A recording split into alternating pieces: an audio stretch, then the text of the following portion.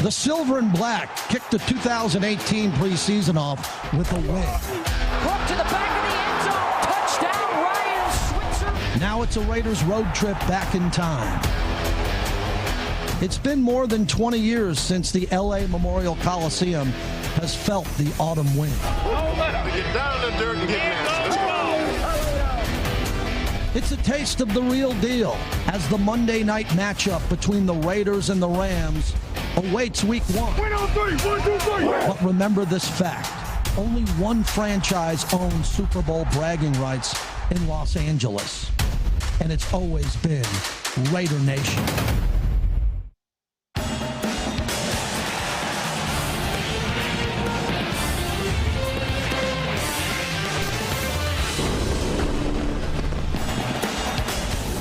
Well, the Raiders called Los Angeles home for 13 years, including that Super Bowl season in 1983. And today they return to the Coliseum for the first time in nearly a quarter century, joined by Raider Nation as they meet the Rams in the preseason before hosting LA in week 1 of the regular season. It's the Raiders and the Rams from the Coliseum. I'm Beth Mowins, along with Rich Gannon and Matt Millen, who suited up for the Silver and Black on days of yore here in L.A. Well, today the story when we talk to the coaches, Rich, it's going to be all about position battles. They're happening all over the field, including at quarterback. Who will be QB2 behind Derek Carr? And I can promise you that this coaching staff, Beth, they haven't made up their mind yet whether it's going to be Connor Cook or E.J. Manuel. I think that tells you a little something about how stiff this competition is. I really felt like Connor Cook looked sharp last week against the Lions. He made a couple really nice throws on the move, some scramble throws, some non-rhythm throws, and they need to see more of that from him today against this Rams defense. And for E.J. Manuel, you know, he was in there when they were running the football. That was the emphasis last week. They had a fumbled exchange, and that really kind of hurt his series there. But they're going to go back and forth between both quarterbacks today, so a great opportunity for them. As for the running game, I think this coaching staff is really excited about this undrafted rookie out of Texas, Chris Warren. He is big, he's strong, he's physical. He averaged almost 7 yards a carry. And Matt, this guy looks like the real deal. I mean, this is a guy that can really help them this year, Beth. Yep, really looks strong in his first preseason game. We're going to see more of Chris today. The big news probably for Raider Nation, Matt, is finally it looks like they're going to get a glimpse for the first time in a year of Gareon Conley. He's back today. Yeah, and it's interesting because what Gareon Conley possesses is a great skill set. And so if you watch him, he has all the requisite things you're looking for. He's got great speed. He can break on the ball. He can see things. He has great range. The one piece of his game you'd like to see is the tackling end of it. And that really comes down to 1-2. I mean, and so he's got to show that piece. You'd like to see that. And then here's another piece. This Raider defense, they drafted exceptionally well, particularly in the defensive line this year. Arden Key is the third of the three that have really played. You saw Maurice Hurst last week and P.J. Hall. Arden Key's got feel. He's one of those guys that when you turn him loose, he's got what it takes, and all he really needs is going to need some experience. Getting set for the Raiders and the Rams. They're dear old family friends. They're on opposite sidelines today. John Gruden and Sean McVay as we get set for opening kickoff as the Raiders return to L.A.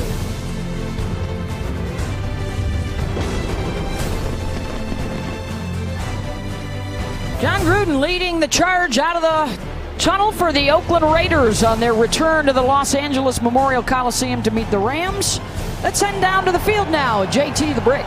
Thank you, Beth. I talked to John Gruden before the game, and even though several starters won't play tonight, the competition will be fierce. 20 jobs are up for grabs. He expects these guys to play and fly around the field. And once again, a Raider road game, which turns out to be a Raider home game. Los Angeles is ready. The Raider Nation is back in L.A. Back to you. Well, JT, just one glance around the stands here at the Coliseum. Plenty of silver and black in attendance as the Raiders are back in the Coliseum for the first time since the close of the 1994 season and the return to Oakland. And Raider Nation making its presence felt. What are you guys most interested in on a day like today where we probably won't see a lot of the first teamers, but there's a lot at stake for guys when we talk about there's jobs on the line and careers here. Beth, I'm blown away when you consider a 53-man roster, and there's 20 of these opportunities, these jobs up for grabs. I think it just tells you how competitive this training camp has been, Matt. And, you know, young players have an opportunity to get extended playing time today against the Rams because a lot of the starters aren't going to play. Yeah, for me, I just think there's great opportunity here for these young guys. There's some free agents here that are in the mix too. And so for the Raiders, I think they drafted exceptionally well. I think this is going to turn out to be a great draft class. And I'm excited about some of the, like a guy like Jason Kabinda. We saw him a week ago, made a couple mistakes, but, you know, got back on the right track. And so it's interesting to see, you know, here's their opportunity. This is going to be a very vanilla game, very straightforward, like I'm better than you or you're better than me. So it'll be an interesting one to look at. Eyes on a lot of 1v1 matchups, and can you win those battles? When we talked to John Gruden and the rest of the coordinators last night, Ryan Switzer is in the end zone set to receive for the Raiders, and he'll take a knee.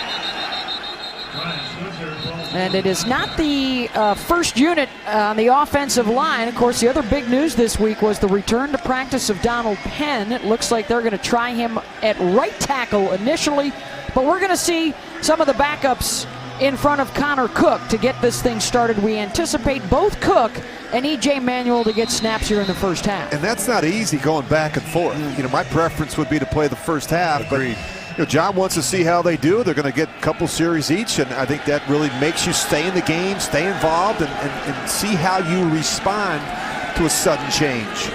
Chris Warren is the offset back. He had a good start against Detroit, and a miscue on the snap, and Connor Cook will just fall on it back at the 15-yard line. A loss of 5. Geez, you're almost a loss of 10 right there. You can see Parker, Kirkland, Feliciano, Bushi, and Silverman. Not one of them, one of the regular starting offensive linemen that you see Whalen, Aitman, Holton, Butler, and Jalen Richard there at the running back. So you got 2nd and 20, not a good place to be in, nor a good start for the Silver and Black. After the loss of 10.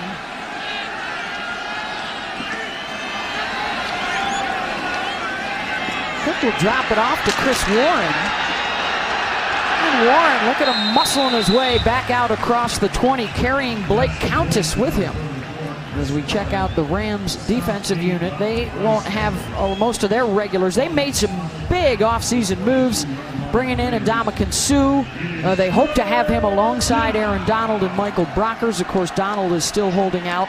And they could end up with a terrific secondary. They bring in Marcus Peters and Aqib Talib in the offseason at the cornerback spots to join LaMarcus Joyner and John Johnson. We don't anticipate seeing a whole lot of them either. We got a nice rookie there, John Franklin Myers out of Stephen F. Austin. He's down the bottom here, right in that 3rd and 13 mark. He's a defensive end. On 3rd down, the tight end Paul Butler, who had a nice catch in the opening game against Detroit, and he'll get 8 yards back, but that's going to be shy of the first down marker. And the rookie punter Johnny Townsend will come on. The bad snap really put them behind in the down and distance. But Matt, you talked about being very vanilla, and from an offensive perspective, I mean, limited motion, shifts, personnel groupings. They don't want to show a lot for week one, you know, as they get ready to play the Rams. And so I think it's going to be, you know, not a lot of volume, but we're going to see what they can do against a handful of coverages as well. Townsend's boot is a wobbler, and it will bounce down around the 35-yard line and quickly down there after a 35-yard punt. And it'll be our first look at this Raider defense facing Sean Mannion. Of course, Jared Goff, their first stringer, so the Rams are taking a look at who might be their QB2 as well this season. Of course, Sean Mannion went to Oregon State, but he's a Bay Area guy. Yep. Now in his 3rd year, has played in 7 games. Malcolm Brown is the tailback. And the rollout off of play action, Mannion throws it over the head of his intended receiver. Of course, on Monday Night Football, when they do visit the Bay Area to start the year, they'd have Todd Gurley in that backfield. And the new addition to their receiving corps, Brandon Cooks, who they brought in the offseason to join Robert Woods and Cooper Kupp. Really an incredible season last year for the Rams. They go 11-5 in Sean McVay's first year. I thought Gurley had an incredible season. You know, you look at the growth and development at the quarterback position with Jared Goff. This is a good young football team that they've assembled here in Los Angeles. Nice.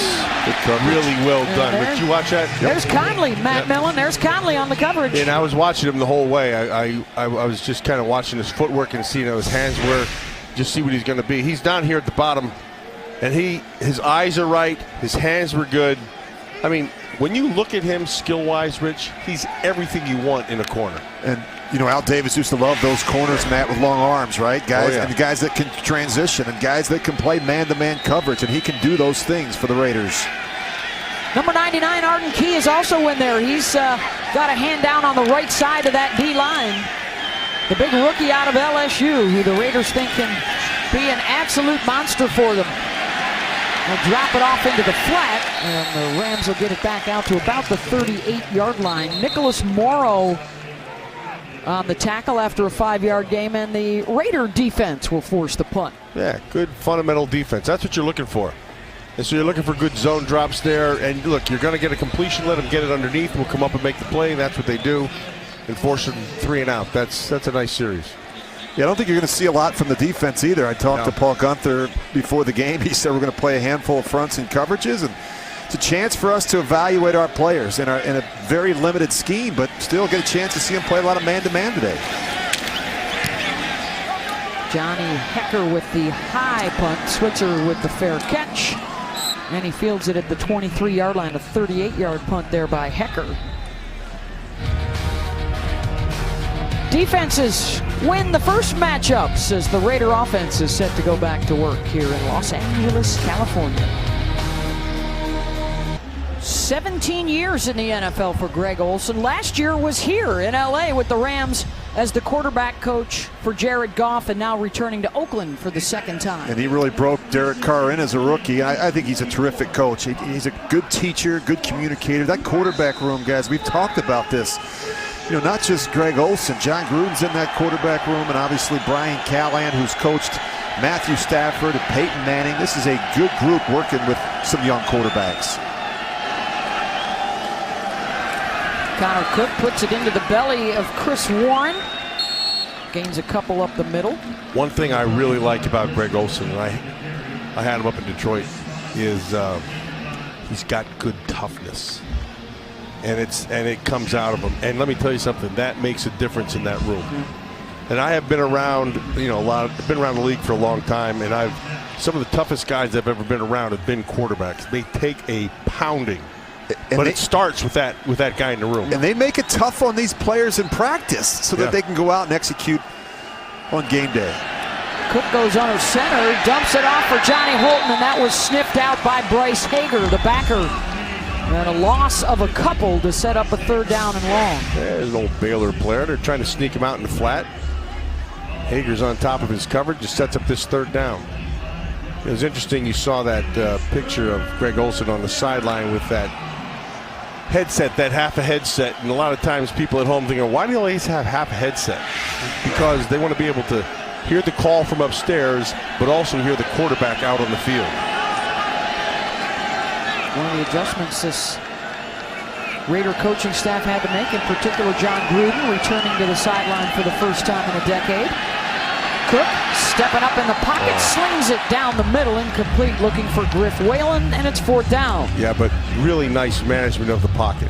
Really, I'd like to see that be a completion, Rich, but I mean, he handled the pocket exceptionally well. Yeah, they brought some internal pressure. He did a nice job stepping up, just not able to make the throw and catch. But, I just think that the way these quarterbacks are being coached a little different than in years past. I mean, Greg Olsen, very demanding. John Gruden can get on these guys, and they coach them tough. They're hard on them. And I think when you get out there on game days, I don't want to say it's easy, but you know what pressure's like. And that's what they're expecting. And that's really where you get the consistency out of that position. JoJo Matson on the move and then decides to get away from it. The Raiders will down it inside the 40.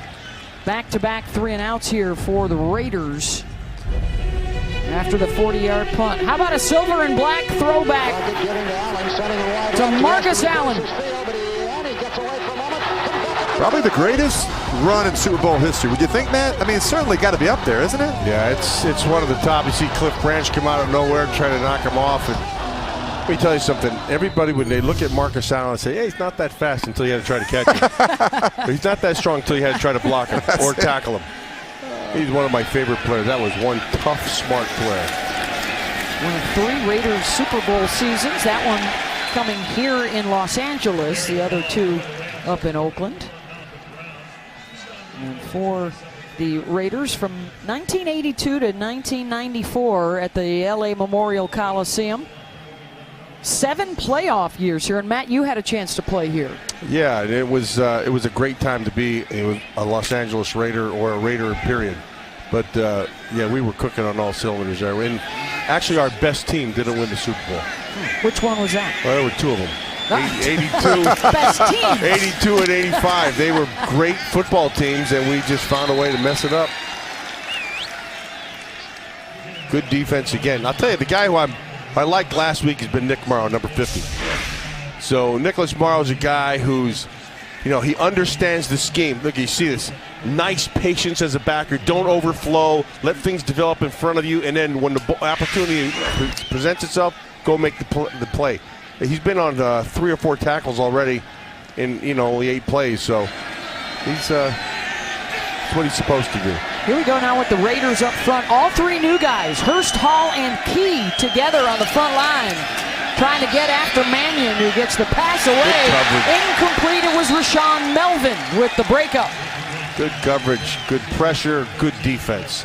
Second series, 3 and out, Rich. That's what you want. And I love the fact, Matt, that we're seeing a ton of man-to-man coverage early. I mean, I think Paul Guenther wants to find out which of these corners can play. Can play inside, can play outside, can press, can use their hands. And I think that's going to be important. I think you're going to see a little bit more man-to-man coverage this year from this Raider defense. That's what we used to do all the time. We played man constantly. We had Judge Hayes on the outside, Mike Haynes.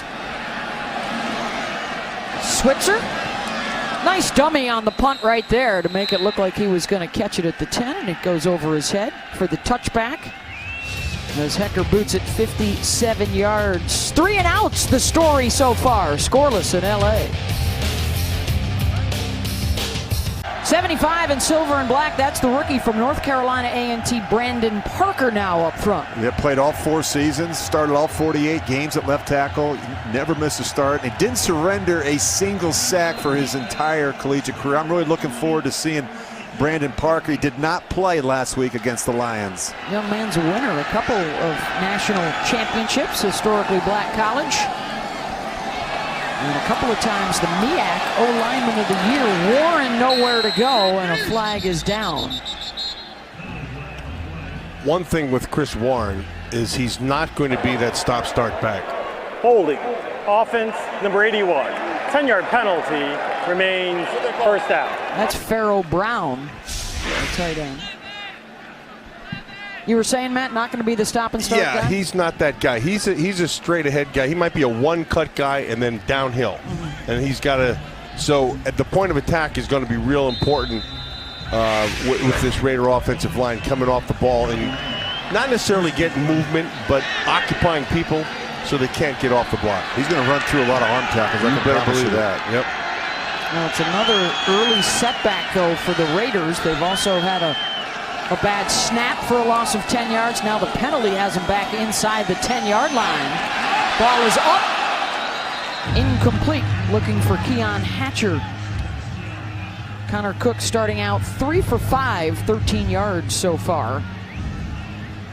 He's trying to find a rhythm with the quarterback, get him off to a good start, high completion throws. And the good thing about John Gruden as a play caller, he's always done a nice job of tailoring his plan, even though it's a limited plan today, to the particular skill set of the quarterback. I mean, he'll do some different things with E.J. Manuel that maybe he wouldn't do with Connor Cook. So I think that's, if you're a good play caller, it's not necessarily about your system, it's about putting your players in a position to succeed.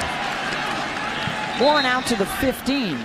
Get some of it back. Doing what they like to do, or what they're capable of doing. That's always been one of those things that you do. What are you asking the guy to do that? He can't do that. Why ask him to do it? And so, yeah, that's good coaching when you get that. And I've been with some play callers that are stubborn, that say, this is what we do, this is how we do it. And I said, well, that's maybe not what I do well. And that was the one thing when I came here to Oakland to play with the Raiders in '99, that was the thing that John said. We're going to put together a plan where you're comfortable that you can succeed, have some success. Screen for Jalen Richard. Got close to the original line of scrimmage. They're going to have to kick it again. That, by the way, that did work out pretty well for you and the Raiders. An MVP as well as a trip to the Super Bowl. Yeah, we had a lot of fun, and you know, we had some unfinished business. But look, the guy's back. He's as motivated as ever. He's putting together a good football team with Reggie McKenzie. And I think things, to me anyway, just from being out in the practice field with both of you last week, it just looks and it feels different. Feels right. And I like that. Yep. There's a good one. They went from a 12-win team to a sub-500 team last year, and that precipitated the change to John Gruden, as well as turning over half of the roster. A lot of veterans in camp, and a lot of guys today fighting for jobs for the regular season.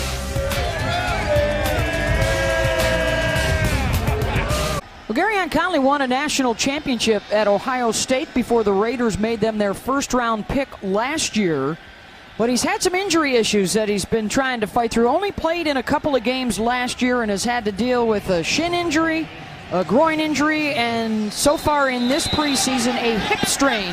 But he's back a little sooner than expected and getting his first action here today. Down at the bottom of your screen, little press coverage, and they'll run it with Malcolm Brown. He'll pick up 3 or 4 up the middle. Morrow had the tackle.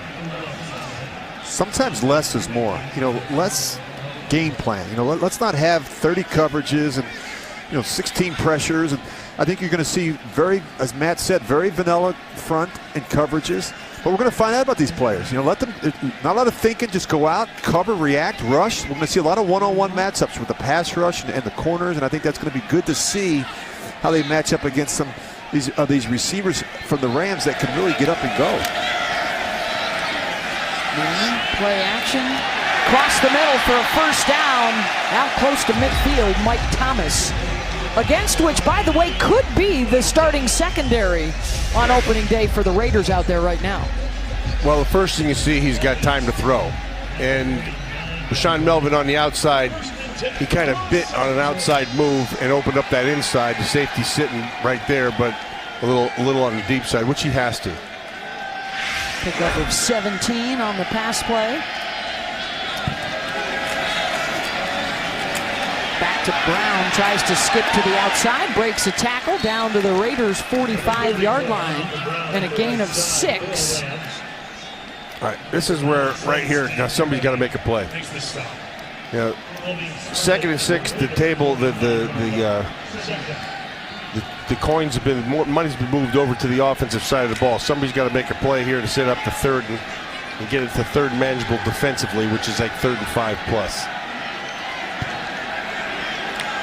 Mario Edwards is in the middle of that Raider defense along with Trayvon Hester. The run is to the outside. Markel Lee had a shot at him and runs him out of bounds, but it looks like it's first down yardage. Yeah, I don't know if we have a shot of it, but Morrow got blocked from the outside in, and that's, you got to keep your head on a swivel. And so you've got to watch 50. See that? You can't be blindsided like that. You have to know where people are inside.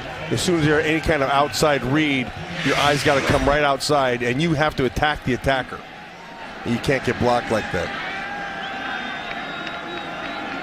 Defensive coordinator Paul Guenther, tremendous success in recent years at Cincinnati before joining the Raiders staff.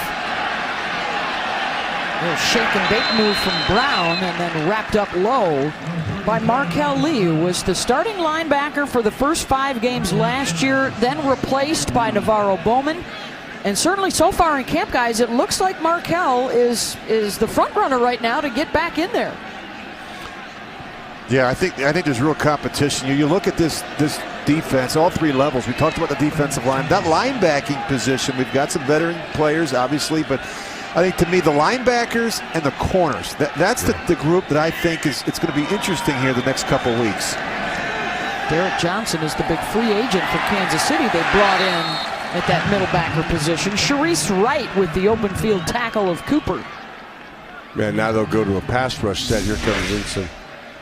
P.J. Hall comes in, and you get a couple of rushes. Arden Key comes in. But on the previous play to this, you saw Gareon Conley. You said he got a little faked out, but he still did his job. Yep. If you're going to miss to your friends. So he made a miss. He missed outside, and the guy had to cut back inside, and that's where your help is coming from. Always important to know where your help is.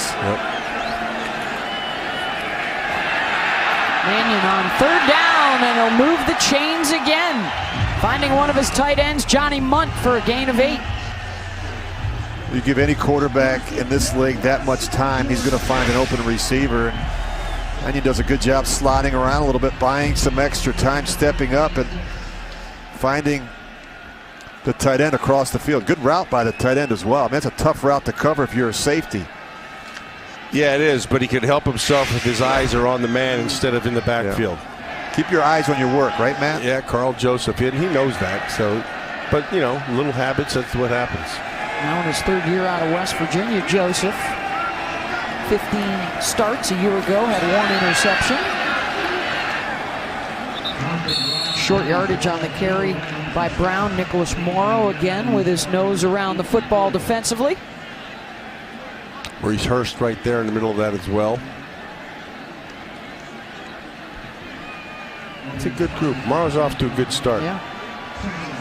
You could go all free agents in those 3 linebacker spots with Lemur, Johnson, and Whitehead, but you have Lee and Morrow and Shalik Calhoun, who have been around in the system a couple of years. Walk the backer out. No back set. 4-man pressure. Mannion. Good and coverage. is shook loose by Nick Nelson, the rookie out of Wisconsin. And Nick Nelson made a bunch of plays last week against the Lions. Every time you got a third down situation, he seemed to be around the football. This is a nice job getting the left arm in there and ripping it away from the receiver. 3-year starter. He's a good little player. That kid, right now, I think he's playing as good as anybody in that secondary. He's always around the football. He's got good instincts. You'd want him to be a little faster, but, you know, all he has to do is run as fast as the guy across from him. Yep. And I like the fact that when he gets up here, he can be physical at the line of scrimmage. Does a good job using his hands. Nice. Well done. That was Sharice Wright getting to Pharaoh Cooper and forcing the field goal unit to come on for the Rams. A loss of 6 as the Raiders stop the drive on the 10th play of that drive for the Rams. Yeah, he just does that Johnny Munt 82. That was what you'd call in regular verbiage pathetic. As That was a bad effort, wasn't it? He didn't seem too interested in that to go in there and get his nose dirty. 48-yard attempt, Greg Zuerlein, and it is no good. He pushed it. Raider Nation out in force here in LA applauds that. And the stop by the Raider D.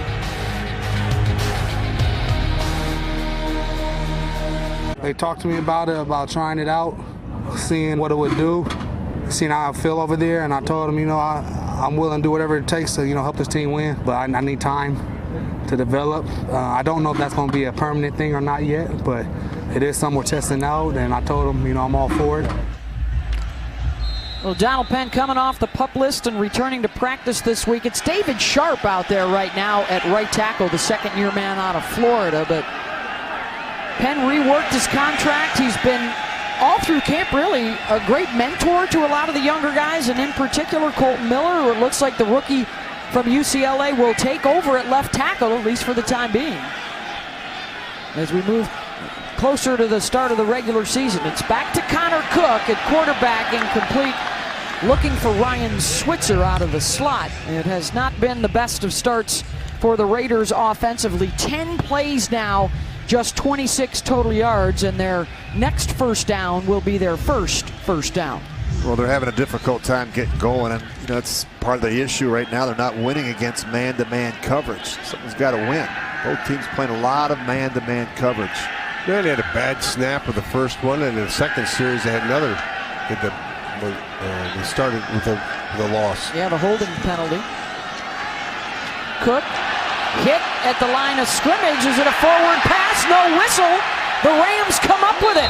That didn't look like a forward pass. His arm was going forward. Looked like it was batted down. Justin Lawler with the tip. Ramik Wilson scooped up the fumble. The Rams say they got it and they're going to keep it. Watch Parker, 75, right there. See, he's tall, so he's got to get down low. Now the arm goes forward. Oh yeah, that's Yeah. incomplete. Yeah. A lot of times the officials, when they're not sure, they just let the play out. And they can get it cleaned up. And it's clearly that ball slips out of his hands as it's moving forward. That should be an incomplete pass. The officials are looking over to the replay guys standing on the sideline to see if they need to come over and look at the instant replay tablet. They're going to let it go. He got a thumbs up. I'm going to say it slipped out of his hands. Yeah. So a fumble was knocked out. Connor Cook trying to cash in the red zone turnover here. Mannion hands it off, the run right up the middle. John Kelly, they've got position battles going on right now as the number 2 quarterback and the number 2 running back behind Goff and Gurley. And anytime you get a situation like this, a sudden change in possession, defensively, all you're hoping for here is a stop and hold them to a field goal. I mean, that'd be a win right now for the Raiders after that turnover by Connor Cook. They're going to let the final seconds run off the end of the first quarter, and they'll head down to the other end. The Raiders defense trying to remain stout with the Rams down at the 12-yard line, trying to cash in the turnover. John Gruden's back with the Raiders, and the franchise returns to L.A. to face the Rams, scoreless through 1. We're back on the Raiders Broadcasting Network. No score at the Coliseum. I have Raiders Hall of Fame legend Mike Haynes with me. Mike, good to see you back for a Raider game at the Coliseum. How much fun you having? Oh, so far good, but the Rams like they may get a field goal out of this at least, so I don't know how this is all going to end up, but it's being back in the Coliseum is great, and seeing the silver and black is funny. This is L.A., but you can't tell by looking in the stands. It looks like it's still Raider homeland. It's great to see Gary and Conley out there. That's the play of the secondary early. Well, I think the secondary is playing really good. Defense is, getting after these guys, and guys are coming up with plays. Just one big catch in this, to get a first down. Besides that, everything's perfect. Your former teammate Matt Millen's up in the booth. Matt? Hey, Matt. It's my guy, Michael. How are you, Michael? I'm good. Watching the footwork down here. Yeah, you always did. You always judged your corner by how well his feet played, and yours were awesome. So, what'd you think of Conley? I think the guy's a player. So, I'm glad he's back, and, hopefully he's getting better every play, every game. I hope he has a great year. Yeah, I'm with you. Here's the tackling part of it is what we have to be able to straighten out, because you're in the Hall of Fame for a reason, and when you think about corners, you think about covering, but you would tackle anybody, and that's the piece that I'd like to see happen down here. Well, I like to see it too. Sometimes you get guys that love to do it and want to do it. Sometimes you don't. But when they cover, we know a couple of guys that will say, "Hey, they pay me to cover. They don't pay me to make tackles." That's code, and we'll leave it alone. All right. That's great to see you, Michael. Likewise, man. Thank you, Mike. All right, guys. Raider great Mike Haynes down the sideline with JT. First and goal now for the Rams. And Mike Haynes was one of those corners as a quarterback that you just worked away from. They're first. You know what I mean? If all things being equal, you'd say, well, let's just work away from Mike Haynes. It just makes too much sense. I used to say, they always talk about Deion Sanders, about being a standard and all this. Mike Haynes was a standard for me. And Deion's a phenomenal player. But Mike Haynes, when he came to 83, he just changed our whole team. He was a phenomenal player. He's an even better person. And he's on and off the field. You don't get any better than that. That's what a Hall of Fame player should be. And you don't realize until you see him in street clothes how big of a man he is. Man. I mean, he's got long arms, he's a long strider, and he had great recovery skills. I remember that. If someone did get by him, he could close the gap pretty quick. Yeah, we called them high pockets. High pockets. I don't know if you can see him. He got the longest legs going.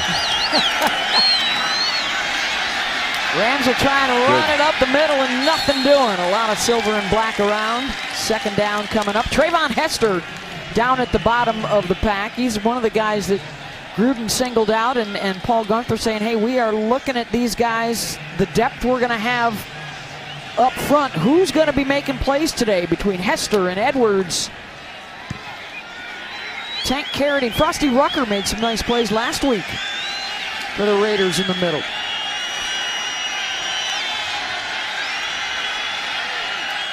Get off the ball low. Low man wins. They'll try running it up the gut again. And they're going to be a little bit short. 3rd and goal.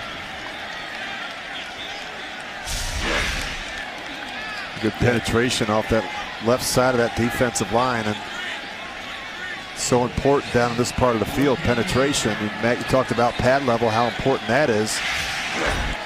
I think that was 90 Hester that was the low man. Kept him away from the goal line.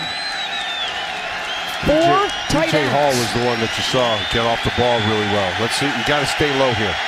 Low man wing. Here we go. Get him in. Mannion on the rollout.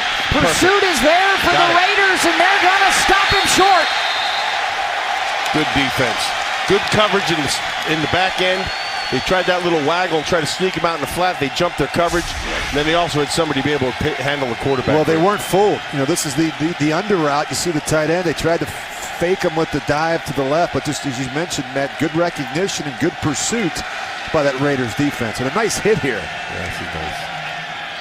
That's Tank Carradine, the first guy out there to make Mannion turn back, and Markel Lee let him know he was there. The Rams are going to go for it on 4th and goal. Get your hands on people down here. The give is to Kelly, and he is in the ball. Squirts loose. And the signal is touchdown Rams. They're going to say he broke the plane. Antonio Hamilton is the guy that punched it out.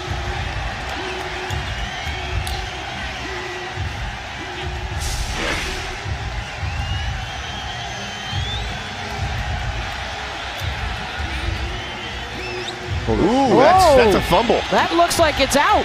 But he gets it. No, but he was able to recover it. Yep. Got it. Good stick, though.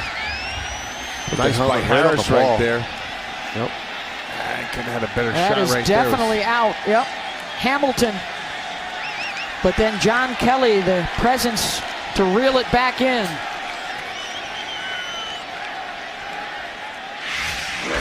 So the Rams able to score off of the turnover. 6 plays, 15 yards in 3.5 minutes.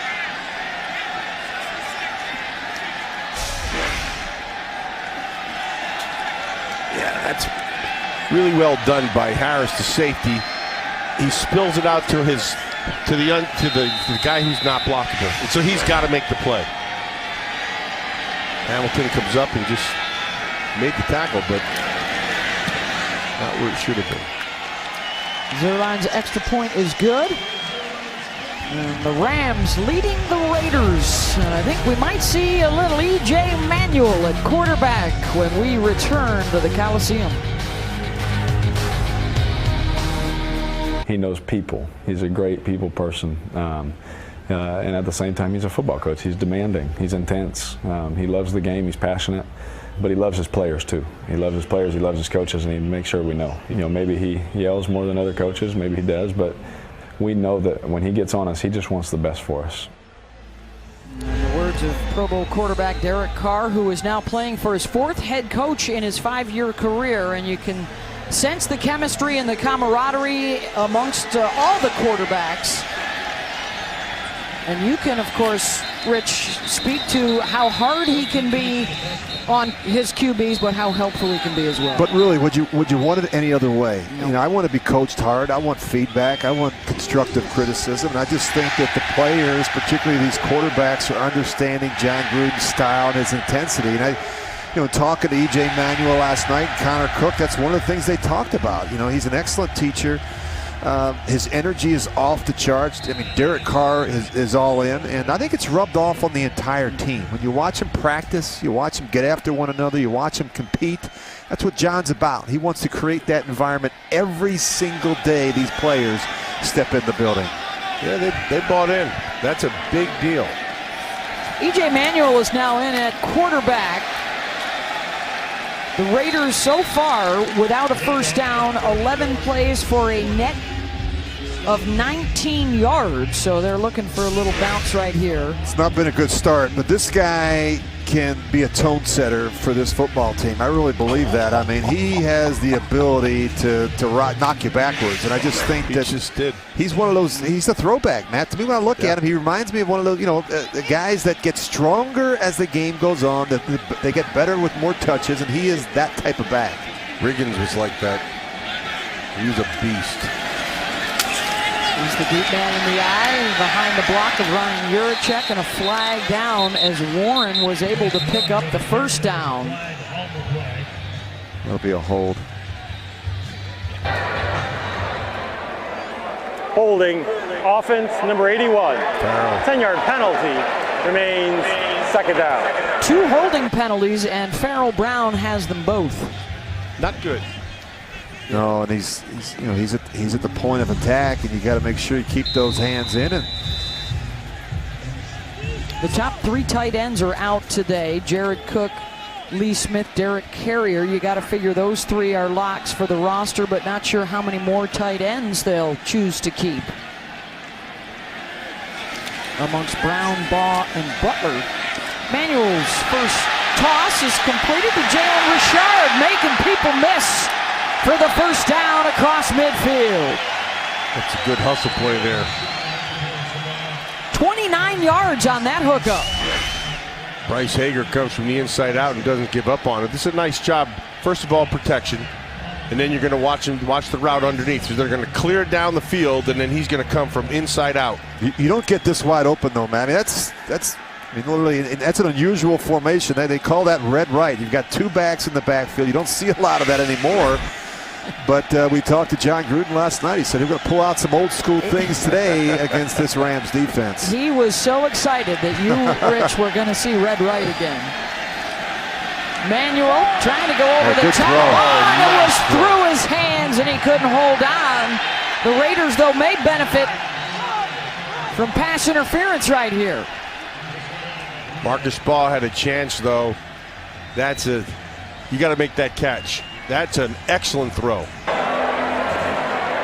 There is no foul on the play for pass interference. Second down. Well, you're right, Matt. That was a really good throw by E.J. Manuel. He puts a little air on it. He knows he's got man-to-man coverage on the seam right. Just drops this one in over the top, and that's a catch you have to make if you're a tight end in this offense. Yeah, that's... Was there enough there for the flag to stand? They could have. He had his hand on his arm a little bit as well. Not tracking the ball. You see EJ change the play here. Again, they told us last night, a very limited audible package as well, as they don't want to show the Rams too much on offense. Warren wrapped up by Hager in the backfield. Of course, these 2 teams will square off to start the regular season, so it's probably been an interesting build-up to this game, because you're putting in things that you may not use the rest of the year. You don't want to show the Rams anything. It's awkward. I mean, it's an awkward situation. I mean, really for both coaching staffs, and I wouldn't be surprised if John Gruden and Sean McVay talked this week about, hey, look, here's, let's be smart about this. We've got to play in a couple of weeks. I'm not going to play a lot of my starters. I don't anticipate you're going to play a lot of yours. And there's a mutual cooperation. They want to get out of this healthy and ready for week 1. Longtime family friends. Their fathers were friends. John Gruden gave Sean McVay his first coaching job in Tampa Bay in 2002. Baugh fights for an extra yard or 2, but that will still be well shy of the marker, and the punter Johnny Townsend having a busy first half.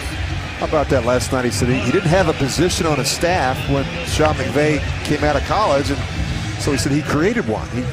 He was in the secretarial side of the building, pool. and then eventually he said he was out in the practice field coaching the receivers. So it didn't take Sean McVay very long to figure things out, and of course, Sean wound up with John's younger brother Jay in Washington before taking the job with the Rams. Good lesson, regardless of the field you choose to pursue. Just get your foot in the door and then start bugging people to let you do what you want to do. And McVay, the Coach of the Year last season in the NFL. A 7-0 lead right now for the Rams, the mentee over the mentor. Of self-proclaimed old souls chatting on that Raiders sideline, John Gruden and Derek Carr, and certainly Raider Nation hoping that this combination can get Carr's numbers and success back to where it was a couple of years ago when the Raiders made it to the playoffs. I don't think that there's any question that'll happen. They've quickly formed a bond, that they're on the same page. And the way you get on the same page is by constantly having dialogue, communication, conversations. And we've seen that throughout training camp with Jon Gruden and Derek Carr. We run up the middle with John Kelly. P.J. Hall corralled him, so we're getting more opportunities to see Hall and Hurst and Arden Key for the first time today. We were at dinner last night. Beth and I called P.J. Hall's defensive coordinator at Sam Houston State, a good buddy of mine, Clayton Carlin, and I asked him about P.J. Hall. He said he had the quickest first step he's ever seen, great power and strength, and he really dominated the competition at that level. He was a man among boys, and talking to the coaching staff last night, Paul Gunther said he reminds him a little bit of Geno Atkins, who was the Pro Bowl defensive tackle for the Bengals. Powerful man, hard to move off the ball. Well, I'm watching here just at the line of scrimmage, and almost every play, there's one guy who moves backwards, and that's the guy who's across from P.J. Hall. So P.J. gets off the ball. Like you said, his first two steps are they're remarkable. And so he gets off the ball, and he strikes, and that's what you do. So you shock him and then redirect, and that's what he does exceptionally well. Well, Matt, you can speak to the added weight he carries around, that massive chip on his shoulder. There's a guy that was not even invited to work out at the combine. He had to work out on his own and put up some pro day numbers that were comparable to Atkins and Ndamukong Suh. And he came out almost picked off in the back end, and a flag flies, and this may be against Carl Joseph, who had the coverage. Yeah, it looks like they're going to call interference. I don't know about this one. I was busy watching P.J. Hall. I just see what I mean. He comes first guy off the ball. There is no foul on the play for defensive pass interference. Fourth down. So that's twice today they've yanked a flag for PI. Just watch this. I mean, he's going to be a handful for any guard or tackle in this league. And Beth, you mentioned didn't have a invitation to the combine, but his pro day was heavily attended. In fact, I talked to my buddy down there at Sam Houston State, and he said that Dan Quinn was there, the general manager Thomas DeMitchell. Atlanta really liked him coming out in the draft. The word Paul Gunther used to describe him was sudden, as in all of the sudden he is by you. 45 yards on that punt. Or through you. Either way. Works for PJ. Raiders offense coming back out, looking for some points here in the first half. 7-0, the Rams over the Raiders here at the Coliseum. Well, you can experience a Raiders home game in a private suite that accommodates anywhere from 12 to 60 people. It's available on an annual and single game basis this season. The Raiders suite options are a great way to entertain and have fun with family and friends. Inventory's limited, so call today 510-864-5022 and make some lifelong memories in a Raiders suite. Could start on Monday Night Football when these two meet again, week 1 of the season. The completion manual to Johnny Holton, the guy who's fighting for a wide receiver spot. That could be a very deep group this year. It was a big draft class in the offseason. 9 guys added, and we're already seeing the possibility of at least 7 of those guys making the roster and making contributions. And Beth, one of the things that Matt and I were talking about during the break is the one common theme when you look at that class is these players played a lot of football. They appeared in a lot of games. They weren't just 1 or 2 year starters. These guys played 3 or 4 years.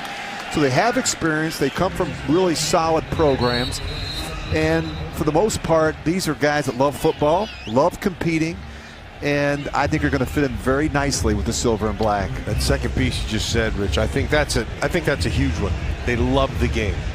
And so a lot of guys, everybody plays for different reasons. But when you play because you love competing, you got a chance to be, exceptional. And I think this has a chance to be an exceptional draft class. There's some really good players in here. And Coach Gruden's not afraid to play him. They're going to play him early and often. Colton Miller is going to be the starter at left tackle. I'm almost certain of that. Catch is made around the 39 by Paul Butler, one of the undrafted free agents for the Raiders. That does you no good. He's got to know where that first down marker is. You got to get your depth. Yeah. So you talk about understanding situational football. And that's a challenge for both E.J. Manuel and Connor Cook. You've got some young players, and make sure they know what they're doing and how to execute in a critical situation on third down. They're not afraid to take a chance, by the way, on the special teamers, too. And here is one of those draft picks. Johnny Townsend, the 5th round. Big things expected for the Raiders. He's had a good camp so far. Eddie Pinheiro, their rookie kicker, is not here today. Mike Nugent will handle the duties, but it's possible they could have 2 rookie kickers this year. And Townsend and Pinheiro, a 46-yard punt right there for Johnny. One of the challenges, and you guys both know, they broke camp this week, and so one of the things Gruden was looking for, especially out of these younger guys, okay, how do you handle yourselves now that the real world and real life is back? You're not just sitting around camp anymore. That's a big deal, and that goes back to, do you love the game? Because if you love the game, you're going to take care of yourself to play the game because it's important to you. Your job's important to you. It's not running the streets, and it's not for all the other crap that's out there. Because you want to play the game and compete.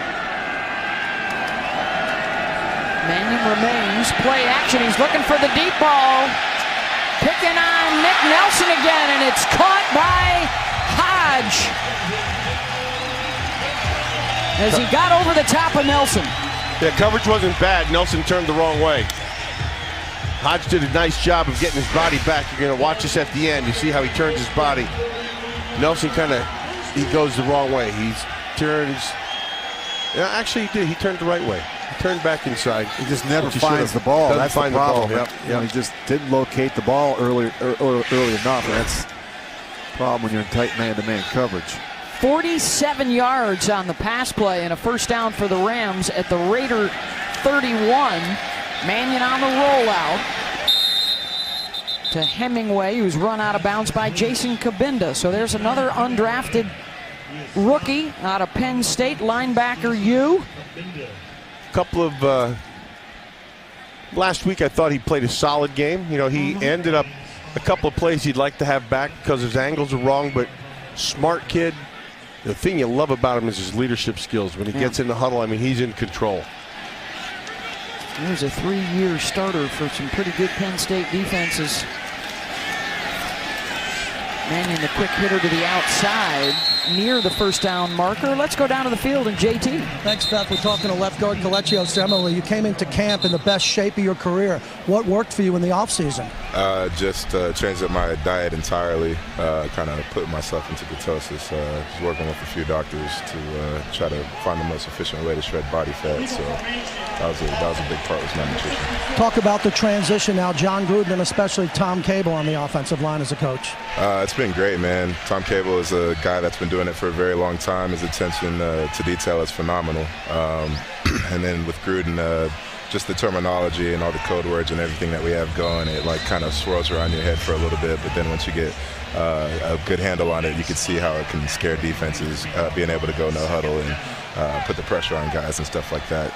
Them not really being able to get a beat on you. So it's been pretty good for us. Former MVP Rich Gannon is in the booth. Rich? Kelechi, just Derek Carr. I mean, you've been around some good players in your career, but what makes him so special at such a young age? I think it's just his foundation, man. You know, he's a man of faith. He's a good husband, a good father, and when somebody's focused and locked in on like that, it just it transitions to every part of it and every aspect of his life as a leader. You know, he's a phenomenal leader. We get in there, we know he's prepared. You know, you want to fight for a guy like that, and I think that really does have a big deal when you're talking about a young player coming in the league and being able to handle all the pressure and all the distractions that come with being a professional football player.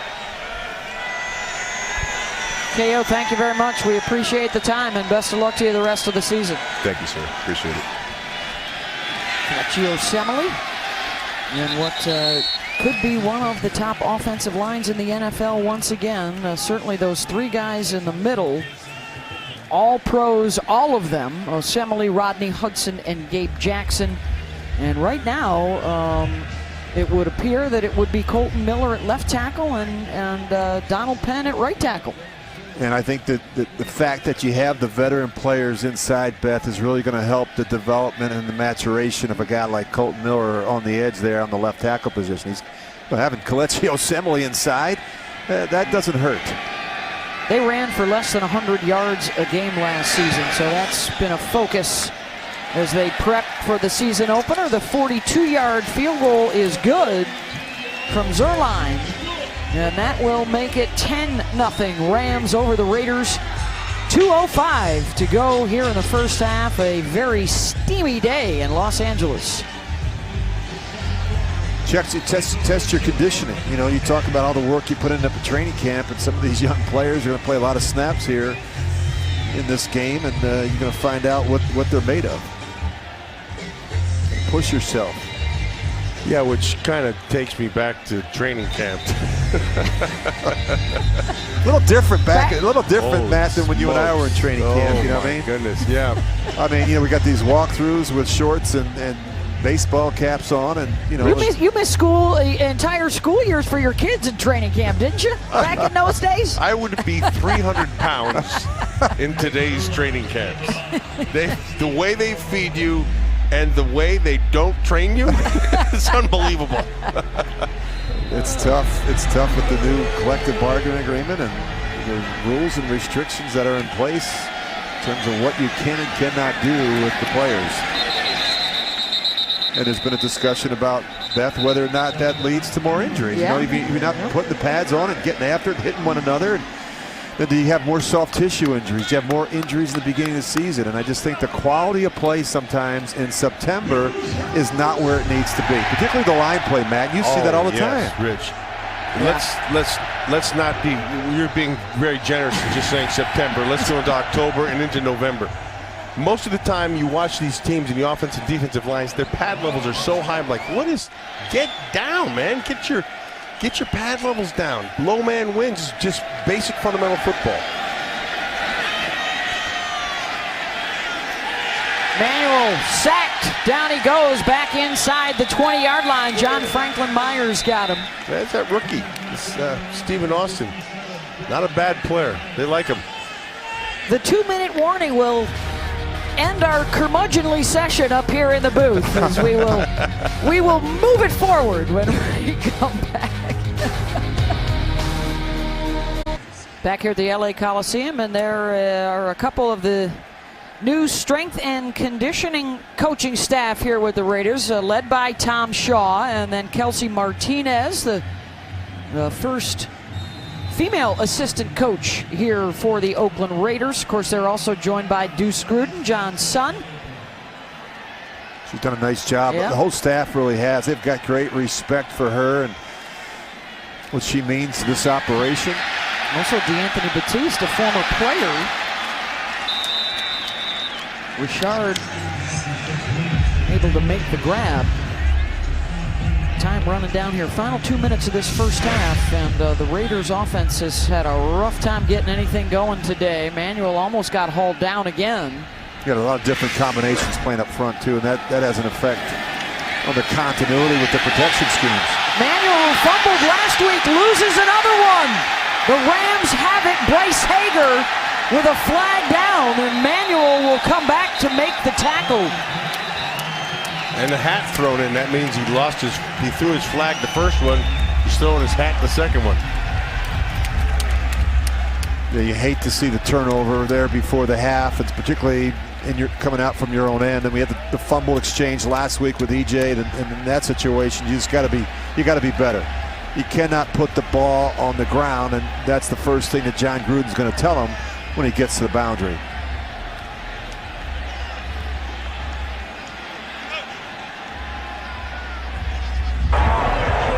There were 2 fouls on the play. Holding offense number 79. That penalty is declined. During the return, personal foul, blindside block against the return team number 41. 41, that penalty is accepted. 15 yards, first down Los Angeles.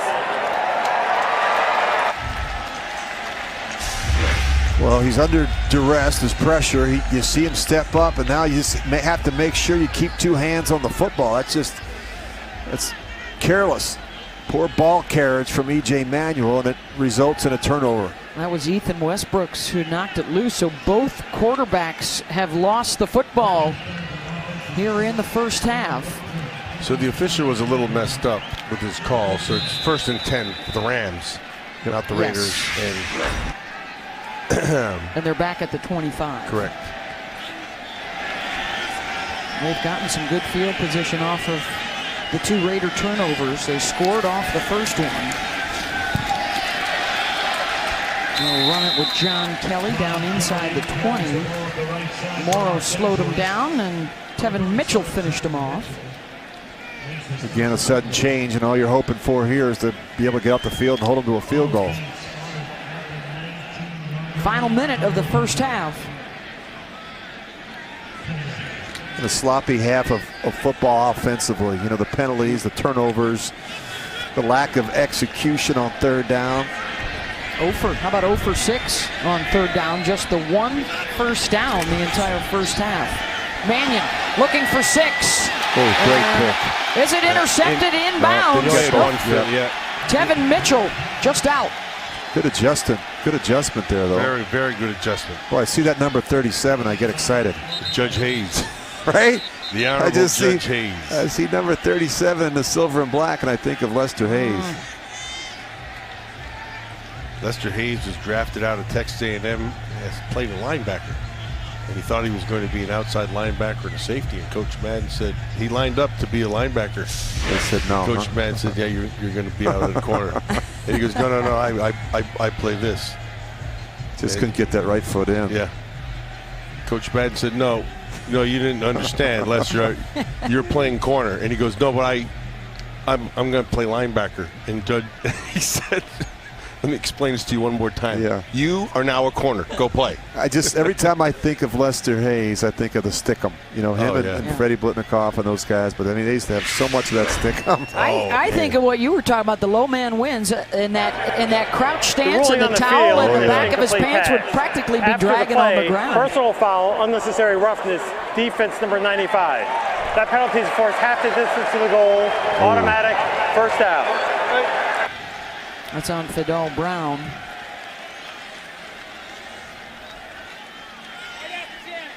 We're playing Houston in the playoffs. Judge Hayes goes to the sideline and gets a big old hunk of Stickum, puts it on his hand, walks past the ball and wipes it on it and keeps on walking. And Carl Mock, the center, comes up to snap the ball and gets it all over his hands and starts screaming at the judge, and then snaps the ball over the kicker's head. Well done. Kelly trying to bounce to the outside. Hamilton slowing him down and chasing him out. A lot of black jerseys.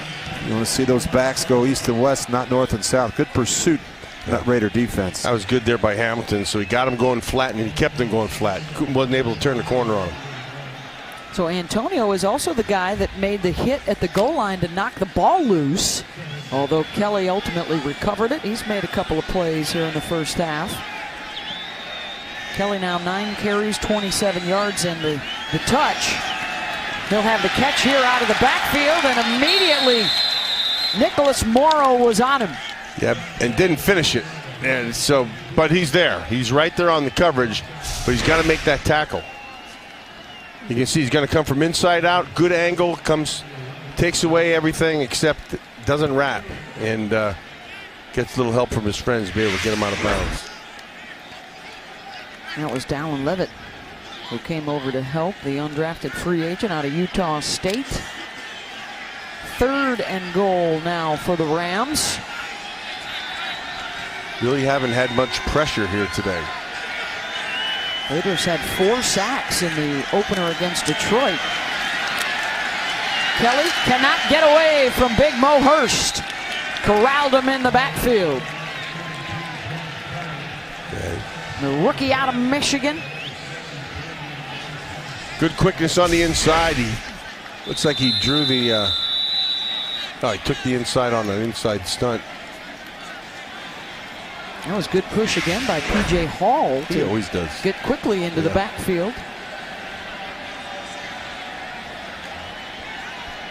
Well, the Raiders got to be thinking we'll have Khalil Mack on one side, Bruce Irvin on the other side, and a lot of options emerging inside for Oakland. And that's really, when you look at the draft, and particularly taking players like P.J. Hall and Maurice Hurst, that they had to get better inside. The pass rush inside wasn't significant enough to help Mack and Irvin on the edges, and that's why they went out and drafted some bigger bodies inside that can be real difference makers with the pass rush as well. Also re-signed Jelly Ellis. He's still in the mix.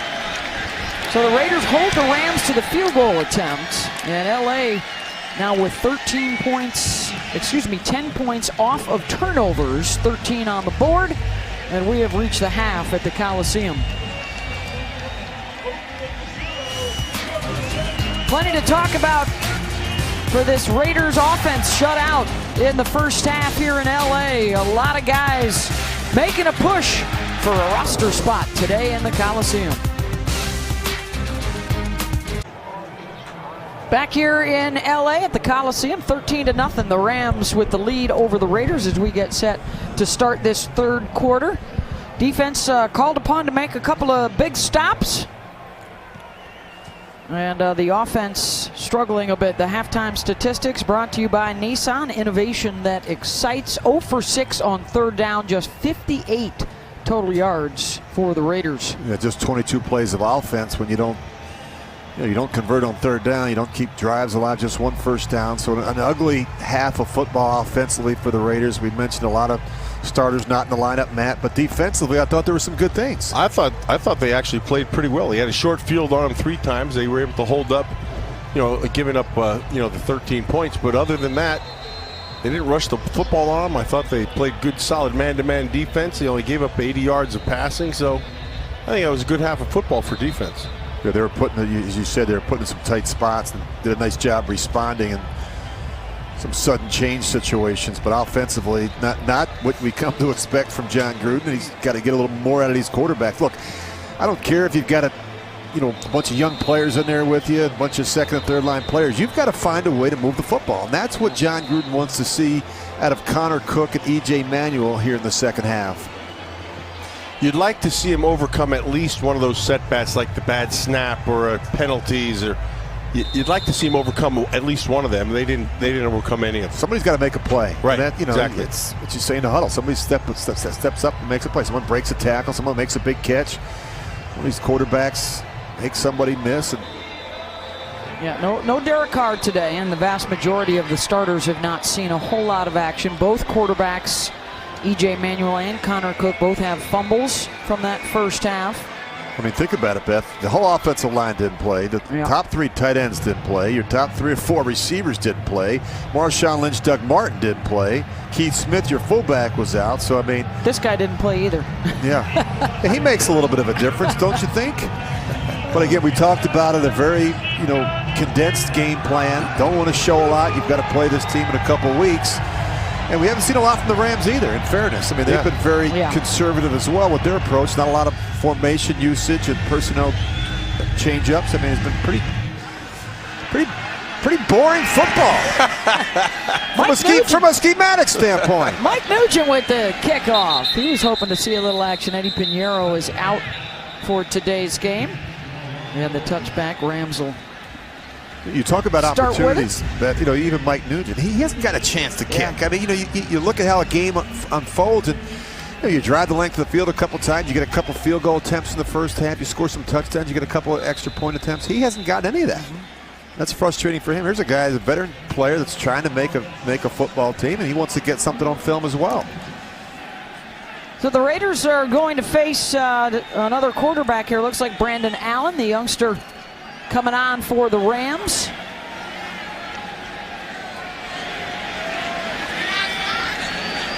Gabe Wright, number 74, is in the middle defensively for the Raiders. He's their new acquisition after the injury to Taba Rubin, put Rubin on the IR. So Gabe, the third-year man out of Miami, getting a chance to run right away.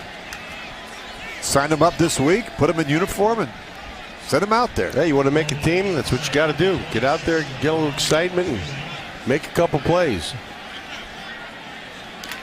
Shiloh Luani, Dallin Levitt are the safeties right now, with Mitchell and Hamilton at the corner spots.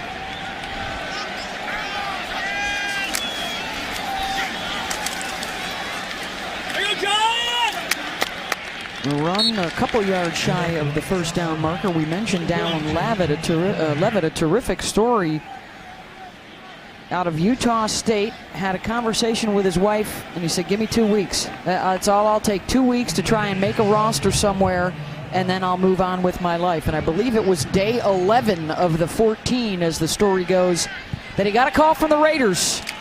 And he said, honey, I'm going to give it a shot out in the Bay Area. At East Bay with the Raiders, fighting for a spot in that secondary. He's the deep man, not of your screen. A lot of guys trying to keep that dream alive as long as possible. And from 90 guys down to that final roster of 53 after the final preseason game. Personal foul, roughing the passer, defense number 91. 15-yard penalty, automatic, first down. That's Shalik Calhoun.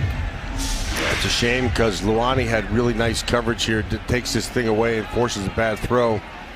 Just going to get him for a late hit on the quarterback. I mean, it's just a nice move, too. Sometimes, Matt, these guys, they go down, they flail around on the ground, and these officials feel like it's a violent hit. I mean, but you can't.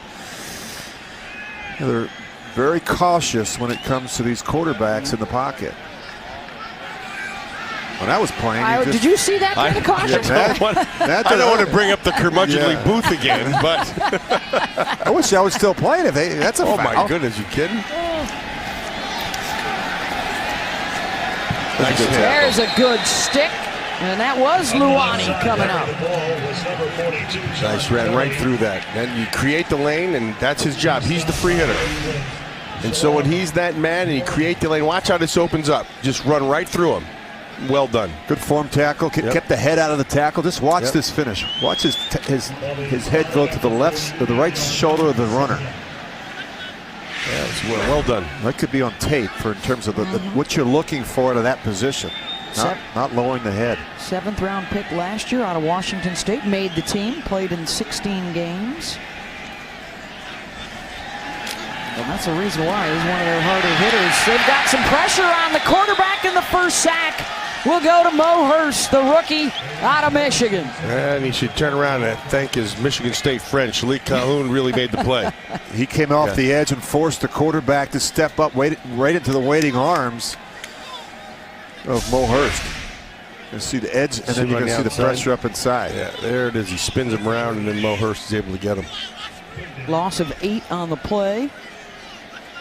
Well, that's got to excite Raider Nation when you think about Gunther and the different pressures that they can bring, the different looks they're going to show once the season starts. 3 rookies on this whole right side. You see that? You got Key, Hurst, and P.J. Hall. And they're getting after Allen, who manages to dump it off to John Kelly.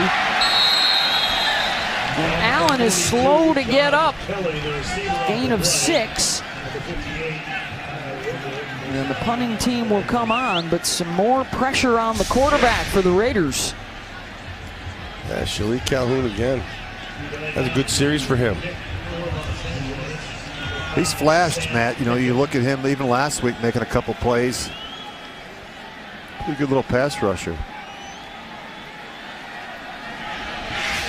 Haven't had a chance to get much going yet with the return game. Let's see if Switzer has a chance here. It is a short, wobbly punt. The Raiders have to get out of the way. Switzer will take it on a bounce.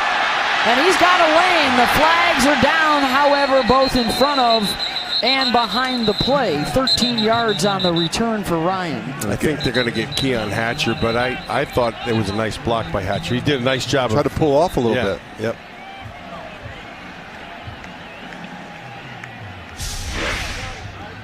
You're coming for your right side of your screen right there. Yeah. Boy. Because he has one hand on the front breastplate. And then the other flag came from in front of Switzer on the return.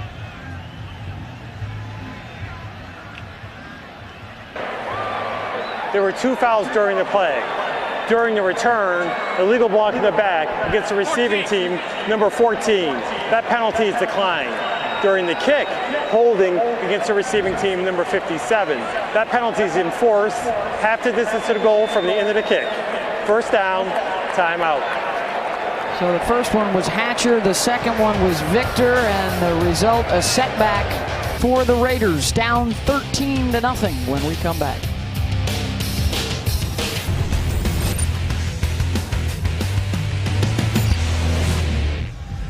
Well, the Hollywood Hills looking down at us here at the LA Coliseum, 13-0. Rams over the Raiders early in this third quarter off of the penalty on the return. Oakland set back to their own 6-yard line. They've been called off the line of scrimmage, and now Connor Cook will get them reset. He's 4 for 7, 15 yards. Chris Warren working out of the backfield. And the pass incomplete around the 10-yard line, looking for Johnny Holton, who couldn't hold.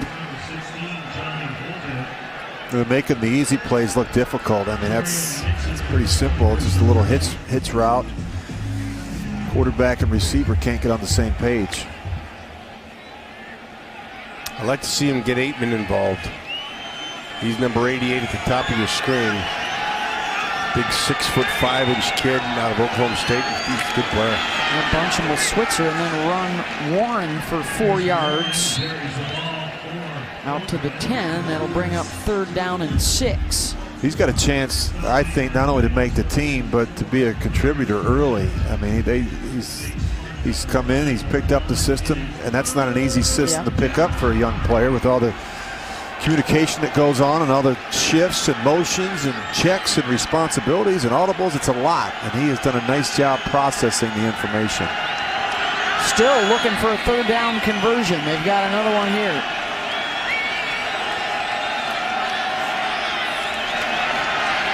Cook, incomplete. Oh, he telegraphed that one. That time, yeah, that safety made the break before the ball ever came out of his hand. Nate Holley got there almost at the same time as Hatcher did. Yeah, he's looking the whole way. And if you wait, you're late, and you're staring that one down, Matt, as you said. It's just this takes too long. This is a slant route. He's late getting to the receiver, and now you put the receiver in a compromising position. That's how guys get hurt. Yeah. You're late with your eyes. 6th 3 and out for the Raiders today. Townsend booms one out of his own end zone.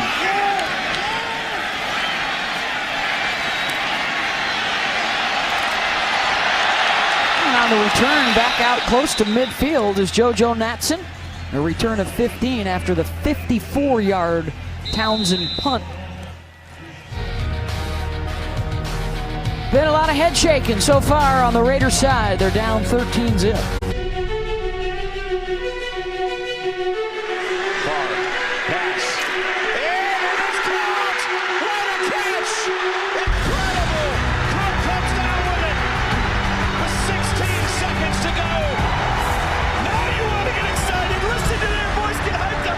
On the Raiders Broadcasting Network, the Raiders trail by a score of 13-0. I'm with tight end Jared Cook. How excited are you about this new look John Gruden offense? I'm very excited, man. He's brought a new element to our team. He's definitely bringing the juice each and every day, and he's just making it fun for us to go out there and play ball. A lot's been said about your leadership. Now back again with this team. How do you embrace the leadership role you now have in the locker room with so many new players? You know, just kind of keep things moving forward, business as usual. It helps out a lot this year. We have a lot more vets on the team, and those guys become way more vocal leaders, and it makes my job easier because we have so many veterans that show guys how to do it the right way. Former MVP Rich Gannon in the booth. Rich? Jared, you led the team in receiving yards. You were second in receptions last year. How is it the addition of players like Jordy Nelson and Martavis Bryant going to help you in the middle of the field? It brings a new dynamic to our offense. It brings much more speed. It brings much more down the field stretch, and we all help each other by getting each other open on different complementary routes. So those guys run great routes to help get me open, and vice versa. I do the same to help those guys get open down the field. Well, thank you very much, Jared. We appreciate it. Worth noting, by the way, of course, a former Ram, the first NFL tight end with 100-yard receiving games for 4 different teams. It's Oakland, St. Louis, Green Bay, After the play, and Tennessee. personal foul, unnecessary roughness, defense number 32, 15-yard penalty, automatic first down. Not smart. It was unnecessary. But great coverage. Great job of making the tackle. Just you don't have to slam him. The body slam him, Matt. No, you don't. You didn't have to do that. I mean, if it was his wrestling, I'd give him 2 points for takedown. A couple Pennsylvania guys up here in the booth would have appreciated that on the mat, but not on the turf. The run again right up the middle. Nick Holley inside the 25. The Raiders, by the way, the penalties racked up last week. They now have 6 today for 66 yards. And penalties, we talked about a little bit last week. 200. Last year marked the 18th consecutive season with 100 or more penalties, setting an NFL record, and that's going to change under John Gruden. He talks about discipline and structure, and Paul Guenther, and that's you got to do a better job taking care of one another, taking care of yourself, just in terms of controlling your emotions, and sometimes those are the penalties you just can't tolerate. Waggle. Allen fakes the pitch. Calhoun trying to track him down, and he hooks up with Hodge for the first down grab. Well, that was not an easy throw with Calhoun chasing him down. That was impressive. Well, Mitchell gets on his horse right about here. He sees it. I don't think he gets both feet in. I'm not sure he got the other one in. That was a gain of 10. Yeah, and there comes the challenge from John Gruden. Somebody upstairs here saw what you saw, Rich. Well, Jerry Austin is part of this group with joining John. Oakland is challenging the ruling on the field of a completed catch. Former NFL referee, and he was with Gruden for years in the Monday Night Football booth, and John appreciated him so much he brought him here to Oakland. They're going to look at it, and we'll be right back. All right, the review is complete, and they're going to let this stand as a catch. They just watched the right heel. The heel touches down. What we were looking at in the booth was whether or not his left shin came down before that right heel. And it's really hard to tell as you see that right heel hit down in bounds. So the Raiders lose the challenge and lose a timeout. They'll have 2 remaining. And the Rams will have it 1st and 10 from the 14. They'll run it with Holley and Calhoun. The good push to trip him up. Yeah, he made some plays here. Shalik Calhoun brought his A game today. You're having a difficult time blocking him at the point of attack. You just see him up the top of your screen. Let that right tackle just whiffs. Yeah, and that's normally, as a defensive end, you don't want to do that. You don't want to jump back inside because a good tackle is going to kick his hips and force you back inside. But he made the play. If you take it, you better make it.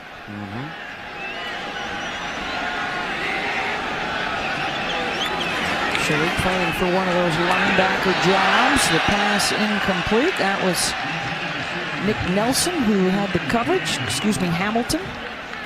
Hamilton got that penalty, but I think he's actually played pretty solid. Good coverage. I think the secondary's had good coverage all day. The one thing I've noticed, not just this week, but last week as well, when they play man-to-man coverage, they're tighter in coverage. And that's one of the things that Paul Guenther said. We've got to be better with our coverage. We've got to, when we play man-to-man, we've got to be tighter. And I think they've done a much better job of making it some contested throws. And that's what you have to do when you play man-to-man. Allen. Incomplete. Yeah, it would have been anyway. He wouldn't be able to have the catch. See the official throw his hat off. That means he went out of bounds. And he didn't establish himself back in bounds. So good defense. That's what a good corner should do. Use the field, use the sideline as your help. 4th down, Sam Ficken will come on. That's Hamilton. And today we've seen those guys, Matt, respond to the challenge laid forth by Paul Guenther. Guys like Hamilton and Mario Edwards and Shalik Calhoun, you've been around now for 2 and 3 years. are you going to make a push to be that number one backup or get one of those starting jobs? Because they brought in a lot of other guys around him.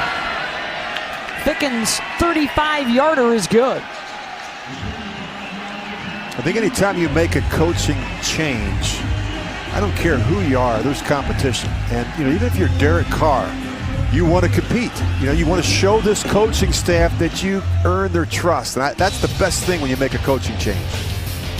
Everybody has to earn a job. Matt Miller's my name and I'm from Penn State. Those turkeys on offense are creatures I hate. I find them, I chase them, I break up their block, then I catch them, I hit them right out of their socks. Now keeping through these games, it's clear as day.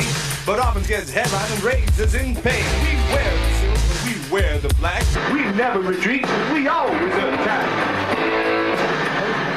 Pretty good. What the heck was that? MC Matty Mill or It's the original Eminem. Millionaire? What was your? The hick from Hakanakwa. That's what that was. I just want to know how much they paid him. That's back when Matt was a LA Hollywood type of guy. He had a big agent. He had a football agent, and then he had an endorsement agent and all that kind of stuff. Right? He's called my wife. Yeah. LA. Get your rear end out there and earn some money, you little. LA changed you. It really did. LA's fine, but it ain't home. Coming straight out of Central Bucks, PA. Good times and some pretty productive years here at the LA Coliseum. It's 24 years since the Raiders were last here. They left and went back to Oakland in 1994. Look, Raider Nation is out strong. All those naked flagpoles up around the concourse, and somebody still managed to sneak a Raider flag up the pole there. Yeah, they claimed it. They claimed it. It is really impressive, though, to see the turnout from this is. Yep. I mean, a preseason game down here in LA. It's hot. It's the middle of the day, and great turnout by Raider Nation. There you go. Wow, good looking run. Chris Warren. Well blocked. Out across the 40 and a first down. Raiders, their second of the afternoon. Well blocked, no flags. That's the way it should be. And when you're struggling to find your rhythm, just hand it to the big guy. Yeah. Nice job by Ware. See Silverman on the inside. It's an attitude run. Yeah, that's what you want to see. That's it. In preseason, I win. My guys are better than your guys. That's good.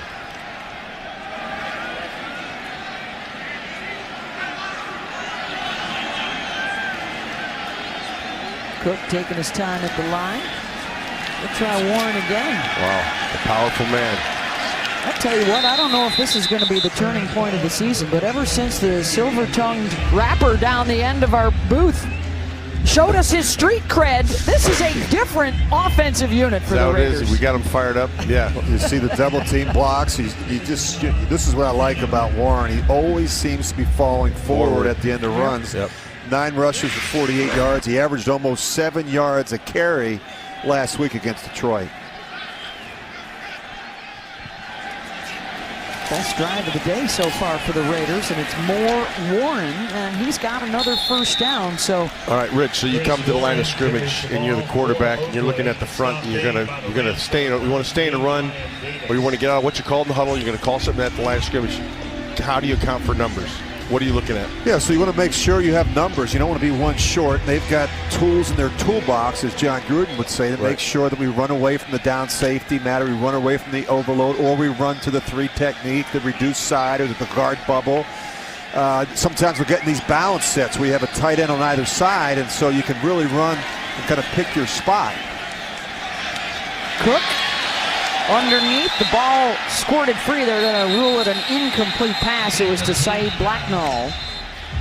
So I would do the same thing to you when you come to the line of scrimmage. Yes. So I'm looking at you, and I'm looking at how we're set up. So I want to anticipate where you want to get to. And so I know you're always going to try to gain a man, or you're going to run to the weaker side. And so that would be one of the things that I could use in my toolbox. And then you guys start running all these counters, and I used to want to just choke you. But the other thing, and I think we're not going to see it today, but we will see it week 1, is this hurry up, no huddle. Yeah. Yes. And they're going to jump the ball, and they're really going to dictate the tempo and pace with which they play. That makes a big difference. Cook's got his man Paul Butler another first down.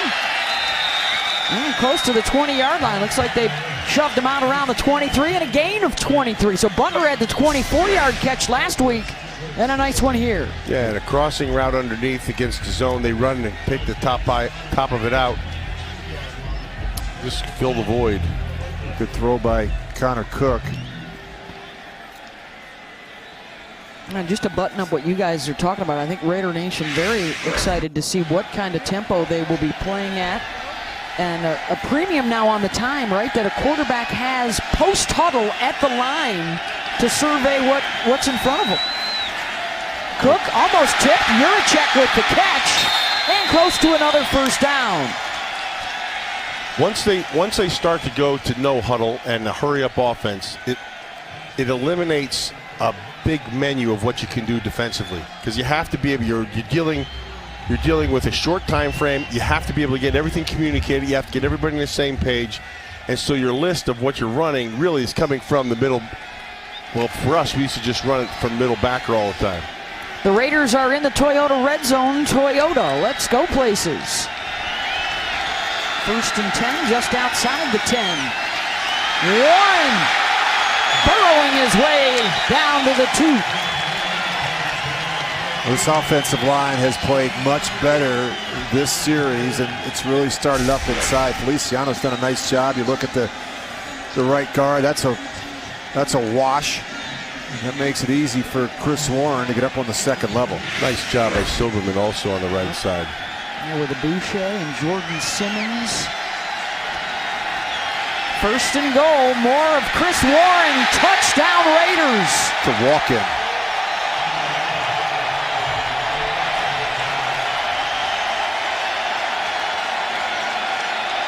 And the pro Raider crowd reacts here in the Coliseum in LA. They're going to go for 2, it looks like.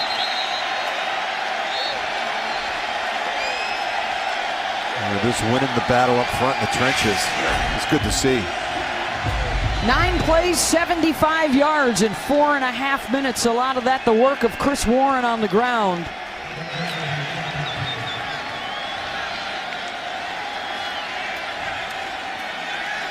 I don't know, Matt. Give it to him again. I mean, with the movement they're getting up front, why not?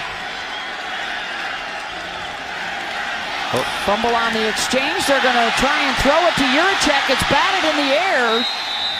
And Cook may have caught that. Oh, that was ugly.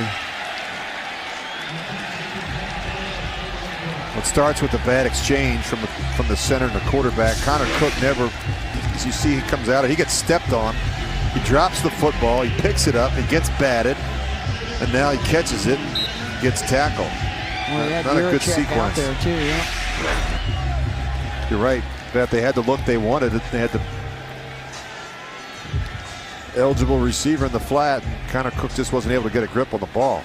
But as you guys referenced, the one encouraging thing that they may be able to take away from that drive, you're starting to see now through camp and these first couple of games, John Feliciano, Ian Silberman are guys that are making themselves very valuable as backups along that front line that can, because of their versatility at a lot of different spots. That's the biggest thing. So you can play both tackles, you can play inside guards, you can play center. I mean, anytime you have the versatility, position versatility, chances are your chances of making the team are going up. The drive of the game brought to you by Mazda. Feel alive. And a touchdown drive for the Raiders. They're down 16-6. Chris Warren, who looked good in the first preseason game, looking good here in the second half for Oakland. As the special teamers run Natson out of bounds. Brandon Allen will return at quarterback here for the Rams.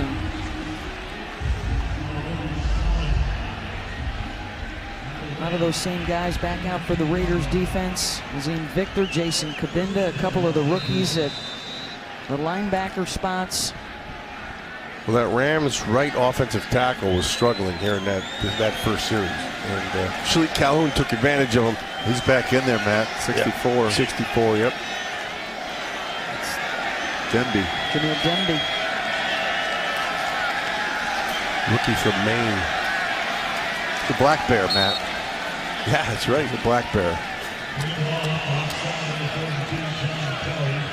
See, I know that because I played against Maine. So you would know that, Matt. At Penn State, you were playing against Alabama and Florida State, and But see, if you went to Delaware like I did, you play against Maine and BU, Boston University. Did you beat them? UConn. Oh yeah, That's all that matters. Yeah, That's all that matters. We took care of We Maine. crushed them. Maine, Matt only knows Maine as a dorm on campus, I think. That's right. That's on every campus. The street through town.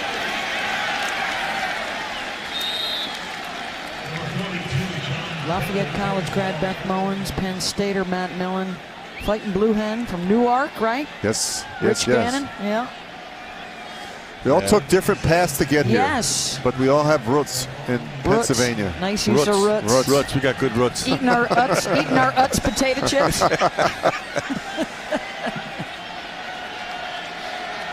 Yeah, Karras down there. 25 for the Raiders, a safety. He worked at the Utz factory. Yes, Yes. he did. Along with his mother. Great story. Yeah. Allen stepping up. Tank Carradine got him from one side, Kabinda from the other.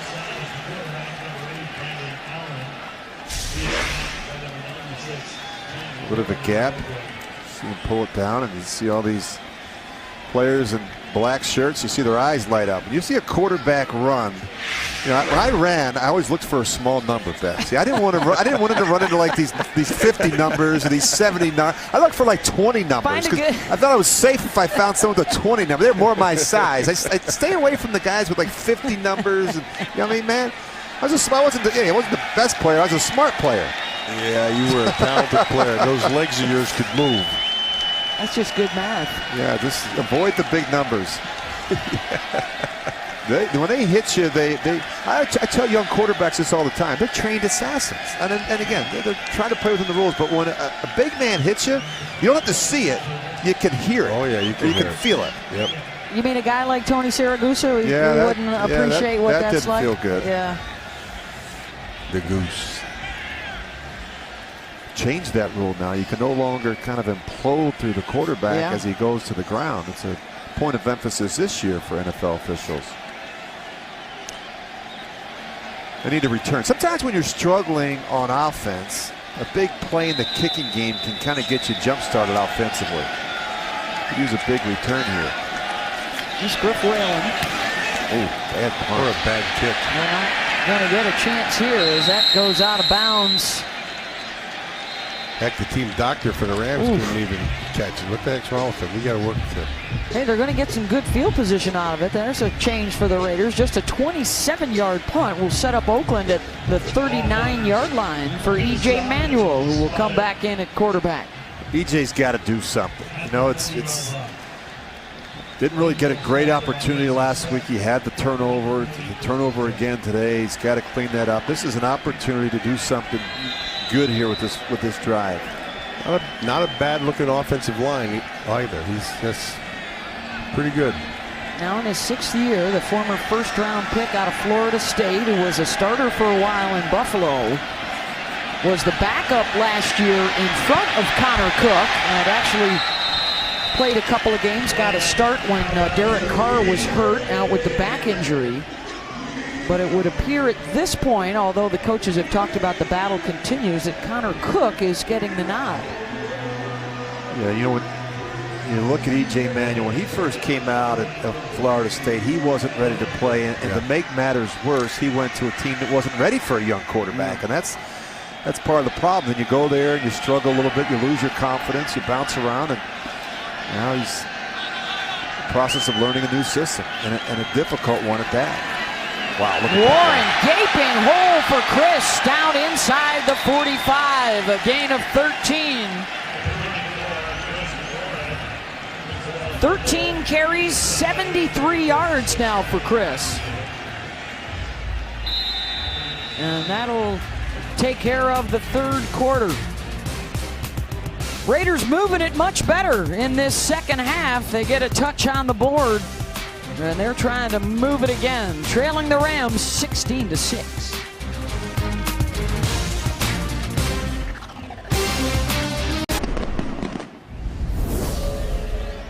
Back here on the Raiders television network, 16-6, LA leading Oakland, but the Raiders are on the move again. And how about that last run for Warren?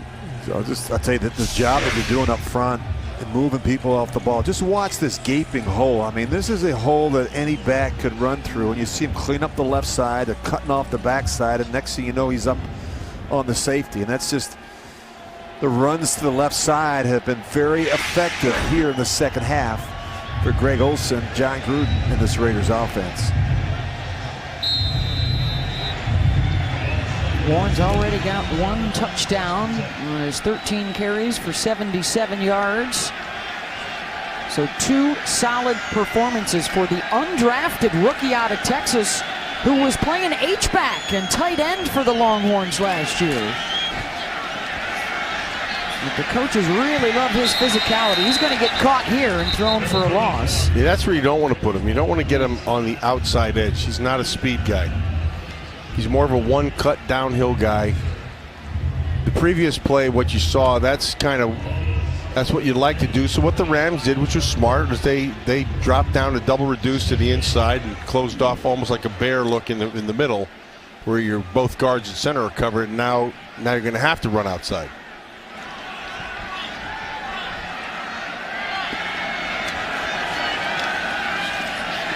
Play action for E.J. Manuel. He's got him. He's going for it. Incomplete. Could not hook up with Keon Hatcher. Hatcher needed to keep on running. Yeah, he did. He slowed down, was looking back for the ball. Just keep running. E.J. Manuel's got plenty of arm to make this throw. And I like the fact that E.J. Manuel gives him a chance to make a play down the field. Got to keep running. Right here, he starts to coast a little bit. Now he picks it up. Yeah. Can't change gears on the quarterback. Can't change speeds.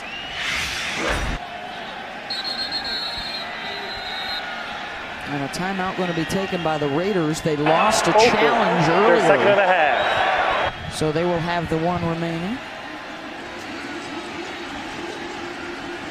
Just underway here in the 4th quarter. Raiders trying to get some more points up on their return to the Coliseum. About a minute into the 4th quarter here. Rams and Sean McVay top of the Raiders, 16-6 in the booth. Thanks for joining us. I'm Andrew Siciliano. That down there is Peter Schrager. This is Nate Burleson. I was joking before that Nate's an MC in his free time. Okay. You gonna rap? Yeah, all right. I got a little something. Listen, third down for us? I'm all in on the squad. I don't trip on the haters. I'm looking at the crowd. I see the Rams and Raiders.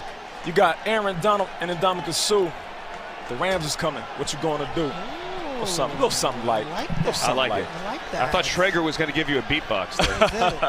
On 3rd down, E.J. Manuel hit as he throws, ball up in the air and falls incomplete, but there is a flag down near the 20. Again, the Rams bring in the rush there, and Manuel had to get rid of it. Micah Kiser in there.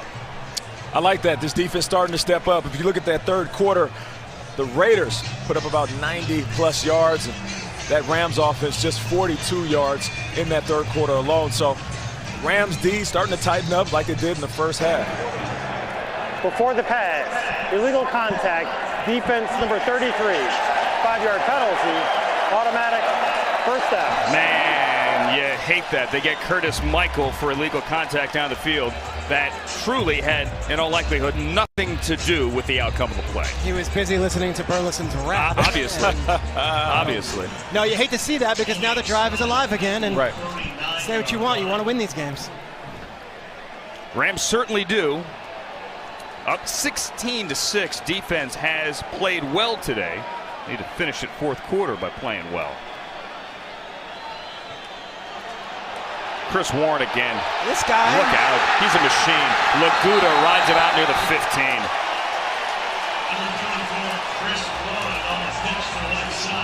Just trying to figure out what type of vehicle he reminds me of. That is like a durable off-road SUV. Once he gets his momentum, he's hard to stop.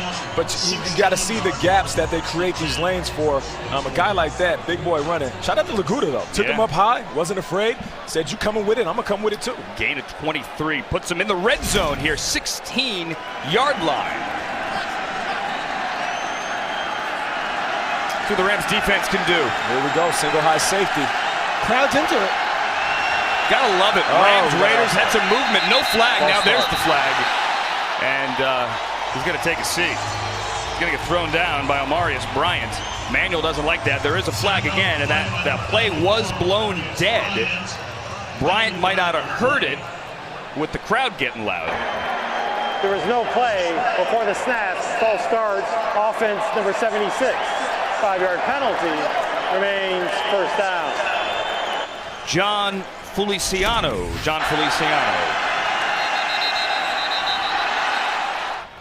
Of course it's John Feliciano. So can I explain what just happened there? So I looked down, and for some reason, Feliciano was written out phonetically by the computer here. Game clock operator, please reset the game clock to 13:35. The clock will start with my ready for play signal. Of course I know how to say Feliciano. It rhymes with Siciliano. Of course. But yeah, I looked down and it was phonetic, and then you sound it out, and I sound like a moron. You wouldn't be rapping about that, Andrew. No, I don't. Well, that's not the first time you sound like a moron. Okay. Well, hello, Nate. Well, hello. Wow. Maybe I won't come by your show next week. I love you, Drew. 7th penalty, 71 yards. Chris Warren again running strong over the left side. That's the first time today we've called out McKay Murphy, the rookie defensive tackle, with the tackle. Gain of 6, McKay Murphy, son of should be in the Hall of Fame Dale Murphy. Oh, yeah? Really? Yes. Good. I'm looking at Warren. Okay, so we say, okay, that's Warren, and everyone at home is watching for fantasy football and saying, I got to pick up this guy. Preseason, he is 5th on the depth chart. He is still 5th on the depth chart. Marshawn Lynch is there, Doug Martin, Jalen Richard, and DeAndre Washington. So this guy's having a showcase. Might not necessarily even make the active roster, but that's what the preseason is. These guys can make household names for themselves in games that might not even matter. He has 100 yards on the ground. Manuel flushed out, throws, sideline. That's a nice catch. That's Isaac Whitney, the former Trojan. Not much of a gain, but it's a nice catch on the sideline. Nice catch on the sideline, little toe drag swag. But Peter, to your point though, some of these guys that might not make the roster and get put on practice squad, you know, there's that brief moment where other teams can pluck them right off the practice squad. So, like I said, every day's a resume. And for Isaac Whitney, he's trying to build his resume. He's been in the league for a couple years now. He wants to make an impact because that's another group of wide receivers that are loaded when it comes to the Raiders. But here we are, condensed formation. E.J. Manuel, what are you going to do? He just passed the 6 for a first down. Manuel, tall in the pocket, lofting over the middle, but behind and incomplete. He wanted his tight end, 88. No, it's Marcel Aitman's a wide receiver. Yeah. He just looks like a tight end and is technically listed on the Raiders roster as a tight end. But he was a wide receiver at Oklahoma State with James Washington, the other one who's a rookie with the Steelers. You know, I love that last play defensively. They set back and they're communicating as you're seeing crossers going in and out of the really intermediate area. You look at the Rams defense, even though they're young, they're out there pointing the fingers, letting everybody know where the players are. The veteran Mike Nugent, picked last year with the Cowboys and the Bucs. Mike Nugent nails the field goal after a 9-play drive, stalls in the red zone. Rams defense does its job. Once it gets serious, 16-9, 11:58 to go. Tim Brown on the 3, out to the 10, the 15, accelerate. 30, off the field, the 40. He's past the kicker at the 50. He's on the way. He's going to go the distance all the way. Holy Toledo. That was September 4th, 1988. The very first touch in the NFL for the rookie Tim Brown, who the Raiders picked with the number 6 overall pick in the draft that year, from Heisman Trophy winner to Hall of Famer. And it all started with the Raiders right here at the LA Coliseum. Was in the wedge for, which they don't allow anymore, but I was in the wedge for 12 years, and I had 3 great returners. Ira Matthews went to the Pro Bowl. Greg Pruitt, phenomenal. We got Greg Pruitt, and then Tim Brown. And all of them went to the Pro Bowl, and all of them made a big impact every time that ball was put a little excitement into the kickoff. I think all 3 of them could score every time they touched the ball, man. It was phenomenal. You know what I mean? I was blessed to play with Tim Brown, and even at that point in his career, he was still a great punt returner and could also return kicks. And probably one of the smartest players I've ever played with, and maybe the best hands of any receiver I ever played with. And good toughness. Really good toughness. Raiders D is back in there, and the interception for James Cowser. And he returns it to the 21-yard line. He had a strip sack against Detroit in the preseason opener, and now the interception, and he takes it 14 yards the other way. And you're going to look at Cowser right in the middle of your defense, and it just drops it.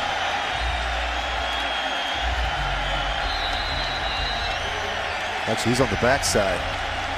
He was walked out. He was walked out over the slot. Yeah. There he is.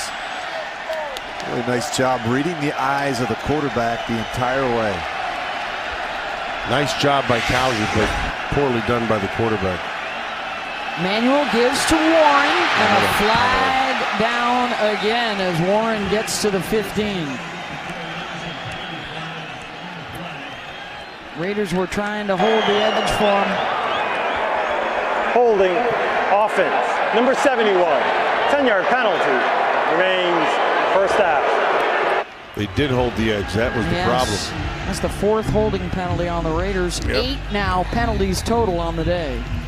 These red zone penalties are devastating. It's hard to call plays in this part of the field when you're 1st and 20. So now somebody's got to make a play right here, Rich. And if you could get half of it back here, you're in good shape.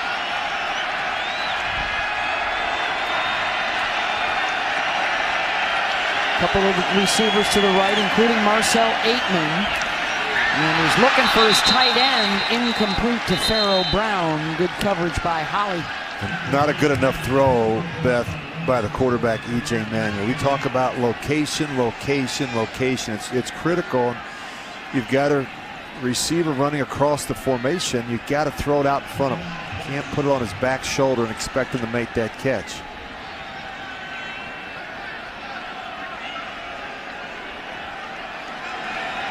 Six for 10, 46 yards today for E.J. Back to throw again. And it's Marcus Baugh. They get just a few of the yards back. It's going to bring up 3rd and long. They need to get all the way down to the 11-yard line.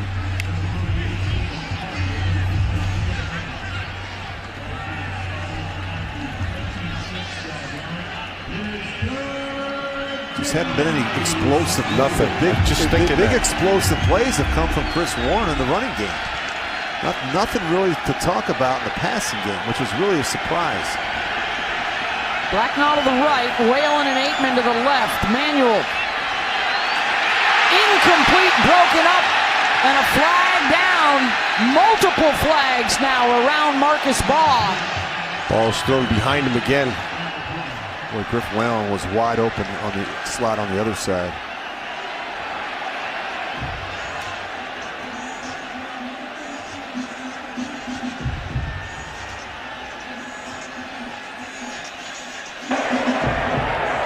Personal foul. Lowering the head and initiating contact. Defense number 31. 15-yard penalty. Automatic first down. That's the new helmet rule, and the penalty against Torian Nixon to keep the Raider drive alive. He's coming in from outside, and I don't know about that. That looked like he led with his forearm, Matt, not so much the helmet. Warren going to try and churn it out on the ground. Some yards after contact to the 10-yard line. And is that a flag thrown on the far side? I don't see any. Nope. Second down at the 10.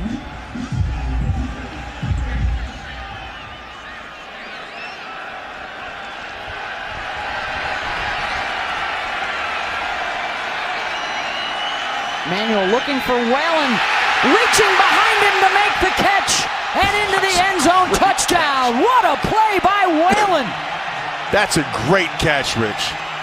Really was. It was not a great throw, Matt, but a terrific adjustment to a ball that was behind him, and great concentration by Griff Whalen. I mean, look at that. That is a tough catch, and now he's going to get hit as he crosses the goal line, but great concentration by the slot receiver. Look at that. I mean, that's well done by Griff Whalen. Raiders have already tried for 2 once. They failed on that attempt. They'll try again, and now John Gruden's running all the way down the sideline to call the timeout. John getting on his horse, rambling down to the 10-yard line to call that in time. You don't know if he had a change of mind in terms of the play, or he didn't like the formation, or what he saw from the defense, but he was quick to get down there. E.J. Manuel hooking up with Griff Whalen for the touchdown, and the Raiders are down a point. Just a moment ago, here's the two-point conversion. The handoff to Chris Warren, and he is denied. Stuffed at the line of scrimmage, and the Rams maintain the lead, 16-15. Rich, I actually like the call there. I like that Coach Gruden is like, all right, let's see what this offensive line's got. Let's see what this kid's got here now. And let's see if we're playing as well as I think we're playing, and he got his answer. Matson. Good coverage. Shoved out of bounds around the 22. So the Raiders now trailing 16-0, put together 3 straight scoring drives to make this a 1-point game, and a heck of a catch by Griff Whalen for the touchdown. And really the improvement that we've seen in the second half has been the play of the offensive line, in particular the running game and the running of Chris Warren, which has been, I think, one of the biggest stories to come out of training camp through the first 2 games of the season. I mean, he has run the ball well. He looks like he can handle a lot of the workload, and I think he's getting better in the passing game. And I think the other guy who's saying, hey, don't forget me, is Griff Whalen. Yeah. He plays like that all the time. You watched him in practice up at training camp. He'd do the same thing.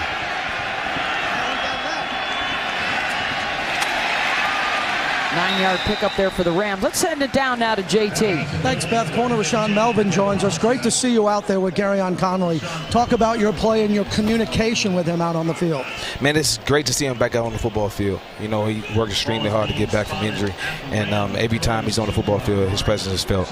You know, like I said, we wanted to come out today and really cone in and communicate and get that feeling of playing with each other out there on the football field. Tell us about your dream of becoming a Raider. You know what, man? Before 2013 NFL draft, I had one dream, and the dream was playing for the Oakland Raiders. You know, and I took a different route to go to Tampa first, and 6 years later, I'm an Oakland Raider. You know, this tradition here, the staple in the NFL, the Hall of Famers that this organization have had, it's incredible to me. I'm just glad to be a part of it. One of the legends up in the booth is Matt Millen. Matt? Yeah, excellent corner play on the outside, particularly early. What I really like what you guys are doing, tight coverage today, but getting your hands on the receivers, to me, is the biggest key. Yeah, absolutely. And anytime that you can disrupt the receiver from getting to his route, it gives the line the opportunity to get to the quarterback. You know, it goes hand to hand. And we kind of cone in on that today, is getting hands on these guys and making it tough and letting our pass rush get to the quarterback. Nicely done, Rashaan. Have a good one. Thank you. Thank you. 3rd and 2 right here for the Raider defense. And wide open at midfield. Krager Coble, the tight end, rumbling down to the 25-yard line. 35 yards on that strike. Well, he's wide open.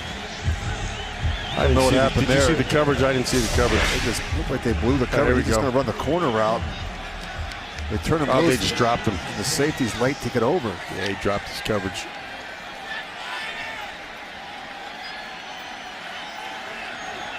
A bit of a communication breakdown, maybe. Yeah. Was man, looks like Mauger was the one who would have messed it up. 12-minute formation defense, 5-yard penalty, remains first down. Well, we'll harken back to what Paul Gunther told us last week. Priority number 1 to get ready for the new season was better communication. And we've seen a couple of breakdowns right there for a defense that looked pretty good in that first half and has continued throughout the 3rd quarter, and now here in the 4th, a little shaky. Penalties. Yep. Second week in a row, they've been an issue. 1st and 5 inside the 30. The give is to Kelly. He's got a hole up the middle. And a first down. Dallin Levitt's being called upon right now to make a lot of tackles out of that deep safety spot. Yeah, you don't want your safety leading the team in tackles. That's always a bad sign. Any of the secondary guys, You want your middle backer and your backers to be the ones who are leading the way.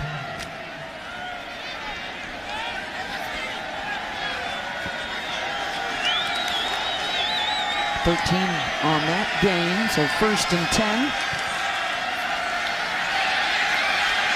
And the rollout and the throw incomplete. That was Shakir Soto, the second-year man out of Pittsburgh in pursuit. They've tried that play a number of times today, and it really just hasn't worked. The Raiders have done a nice job preparing for it and having answers for the quarterback movement plays, the boots, the nakeds off of play action.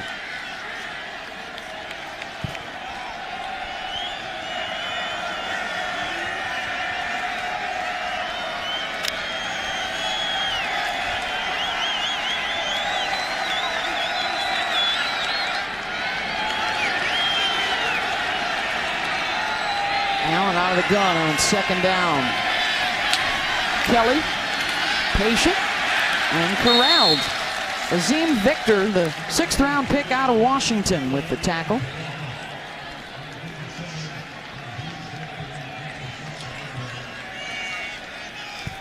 Well, now here we get the 3rd down. 3rd down, somebody's got to make a play. Last series, Cowser made a play with that pick. I'll see if somebody up front can make a play or in the secondary.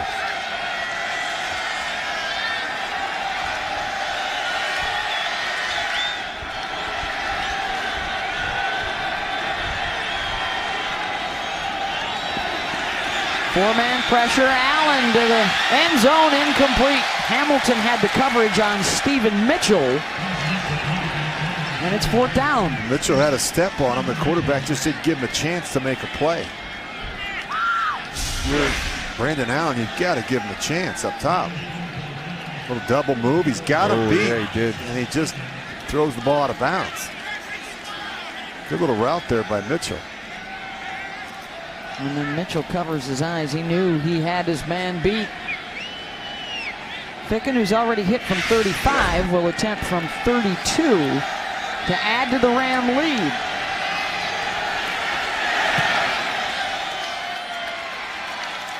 And it's good. 5:45 to play. And a 19-15 Rams lead. So a chance here for the Raiders to provide some late game magic. Looks like E.J. Manuel chomping at the bit to head back out with the Raider O. They have scored on their last 3 possessions. Well, it's going to take more than a field goal, and obviously John Gruden and E.J. Manuel know that. A little bit better here in the second half offensively. We talked about the play of the offensive line. E.J. Manuel, my overall assessment of him today, just the accuracy has to improve throwing the ball from the pocket. You know, he's been a little bit erratic with his location on some throws, and just the pace sometimes of some of his throws and those crossing routes. And that's an area of his game where he has to continue to improve. You see the numbers, 8 of 12, 61 yards, and the touchdown throw to Griff Whalen. Good look at Tom Cable. Tom Cable will help John Gruden with some of the run calls. He's very good in that area, and John will lean on him at times to ask him for his input in terms of what he likes with some of the running game. That's important. When you think about a play caller, you need help. You need help from your assistant up in the booth. You need help from your offensive line coach. Well, your perspective's different as a play caller, and as a position coach, your perspective's again different, and you have a feel for your players, more feel for your players. So a lot of times that helps. Whalen chased out of the back of the end zone.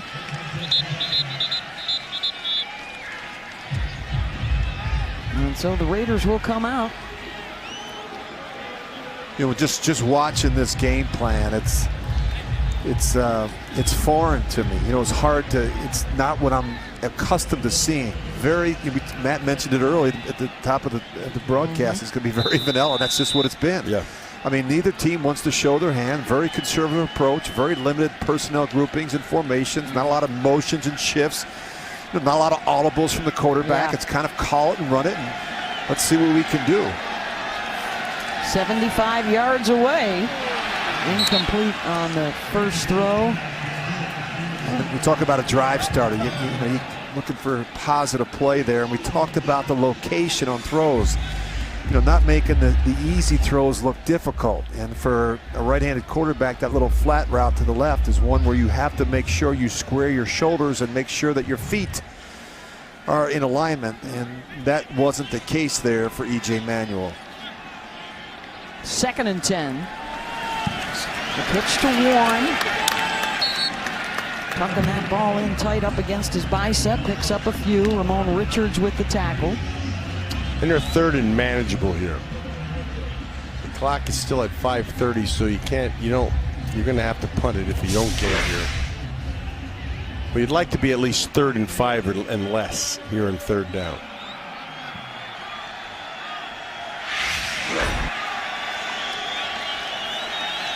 They're looking at 3rd and 7. They need the 35-yard line for the first down. Yeah, and the receivers have to know where the sticks are, and so does the quarterback.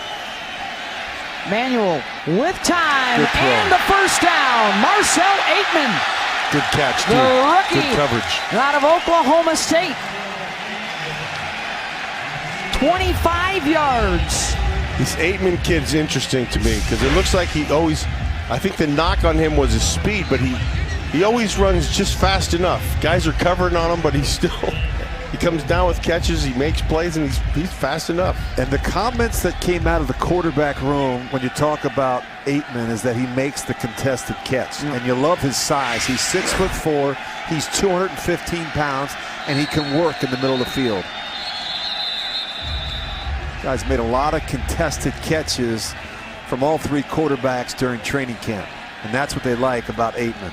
Got a timeout called here by the Rams. You start counting receivers, guys. You're looking at Amari Cooper, Jordy Nelson, Martavis Bryant, right? There's your top 3. Seth Roberts has the experience, but he hasn't been playing much in this preseason. You've got Switzer and Whalen, a lot of similarities between these two, including their ability to play special teams. And Ateman kind of stands out as somebody a little different with that kind of size. Yeah, you like that. And then he also, you look at Dwayne Harris, he's a good returner. So Beth, you bring up a great point. The return, the special teams part of it is a big factor. Who's going to be the returner this year for the Raiders? And not only returner, but when you look at a player like Dwayne Harris, he's a pretty good cover. He's a pretty good cover guy when you look at the punt coverage and kickoff coverage. Whalen. Catch made at the 45, a pickup of a couple. The one thing about Griff Whalen from a quarterback's perspective is he won't fool you. And what I mean by that is you can read his body language. He gets his depth. He's a pretty precise route runner. And from a quarterback's perspective, there's some confidence with that, knowing that he's going to do the right thing in a critical situation. If you don't trust the receiver, I was going to say that. Bad things happen. Yep. A little indecision will kill you. Missed him. Manuel trying to air it out, overthrows a couple of guys down there. Had him on the outside. He was trying to go for Whalen in the slot, and he had the outside Hatcher. Yep. Good look at the protection. Yeah, nice job there, and good pocket for E.J. Manuel. See the corner outside. He's going to jump the number 2 inside, and as a quarterback, you have to feel that corner. His technique outside, playing both the outside receiver and the inside receiver in the slot. 3rd down. Comes the blitz. Never saw it. And Manuel taken down. The pressure right up the middle for the Rams. And it's 4th down. Yeah, not good awareness there, Rich. It's a 6-man pressure, and you're going to see out here. But watch the middle linebacker. He times it up pretty good. They just don't pass it off. You see the left guards trying to kick the center over, and they just don't communicate that. And E.J. Manuel is surprised. There's a wasted opportunity there for the Raiders. And the clock's going to tick down probably below 3 minutes here. Natson going to give it a go. Flag down. This will be a penalty against the Rams on the return. 45 yards on the punt from Townsend. Cody McElroy is the guilty party. Good look at Sean McVay and talk a little bit about the job that he has done. And it's been an impressive turnaround. He surged from the bottom to the top of the league in points scored. During the return, number 47. Half the distance to the goal from the end of the kick. First out from the spot of the foul. Took over the worst scoring team in football, and they were the best. They were the top scoring team in football in just 1 year. That's pretty good, right? Yeah. Good play caller. You know, there's a lot of coaches out there that have worked with John Gruden. Sean Payton down in New Orleans. You look at Sean McVay. These guys have similar philosophies and coaching styles. John, the great thing about John, he's been willing to share. I think that's the sign of a good head coach. He's been willing to share his knowledge with other young coaches in the profession. Well, he knows what that was like, right? Hired by Al Davis when he was just 34 years old.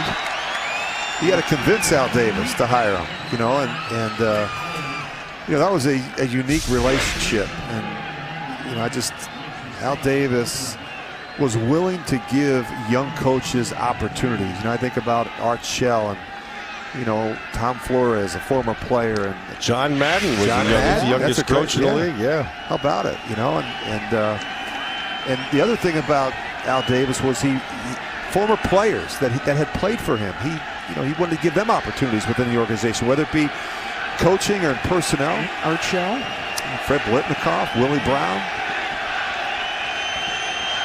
They're going to have to snap before the 2-minute warning, so that could give the Raiders a break since they are out of timeouts. They'll stop the clock.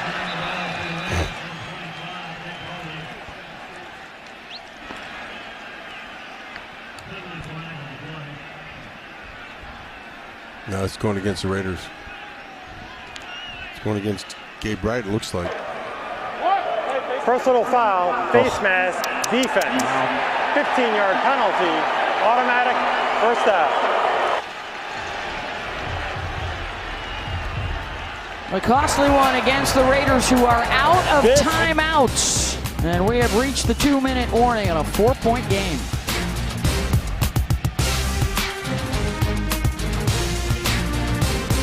Now the play of the game is brought to you by Xfinity, and it's E.J. Manuel to Griff Whalen, reaching behind his head to make the catch and work his way into the end zone, a 10-yard touchdown. Well, you love a player that can go inside. It's a different world in there when you try and cover players like Griff Whalen and Ryan Switzer. All these quarterbacks love those slot receivers who know how to get open in space. Well, the penalty for the Raiders, their 10th of the game, right before the 2-minute warning when they had the clock stopped, and now no way to stop it. Yeah, over 100 yards and penalties again today, and that's got to get cleaned up because that was a problem last week in the win over Detroit. Well, there's no question they still have a lot of work to do, and I think John, he knows that anyway. But there were some positives that came out of this thing. You got some. Whalen ended up having himself a nice couple of catches, a nice game, and Warren had himself 107 yards and a touchdown. So the offensive line, I thought, in the second half played better. The first half was abysmal, but they got better. So we'll see. They'll have their opportunity here in 3 weeks because they're going to play them for real on Monday night. That's going to be great. That's going to be a great game. You just look at, you know, both teams. You know, the Rams, Todd Gurley led the league yards from scrimmage. You look at Jared Goff. He had an outstanding sophomore campaign. We haven't really talked a lot about Wade Phillips today, but one of the better defensive coordinators in football. He's had a track record of success. Over 40 years, Matt, as a defensive coordinator. New Orleans, Philadelphia, Denver, Buffalo, Atlanta, San Diego, Houston, Denver. The Rams, everywhere he's been, their defenses have played well. That's what I never understand, because his defenses always play well, and then he's there for a few years and he's gone. Well, then the head coach gets fired, and you know, that's kind of what's happened when you look at Wade Phillips. Not a lot of the starters played this week, so maybe we'll see Marshawn Lynch and a few others when the Raiders return home next week to play Aaron Rodgers and the Green Bay Packers.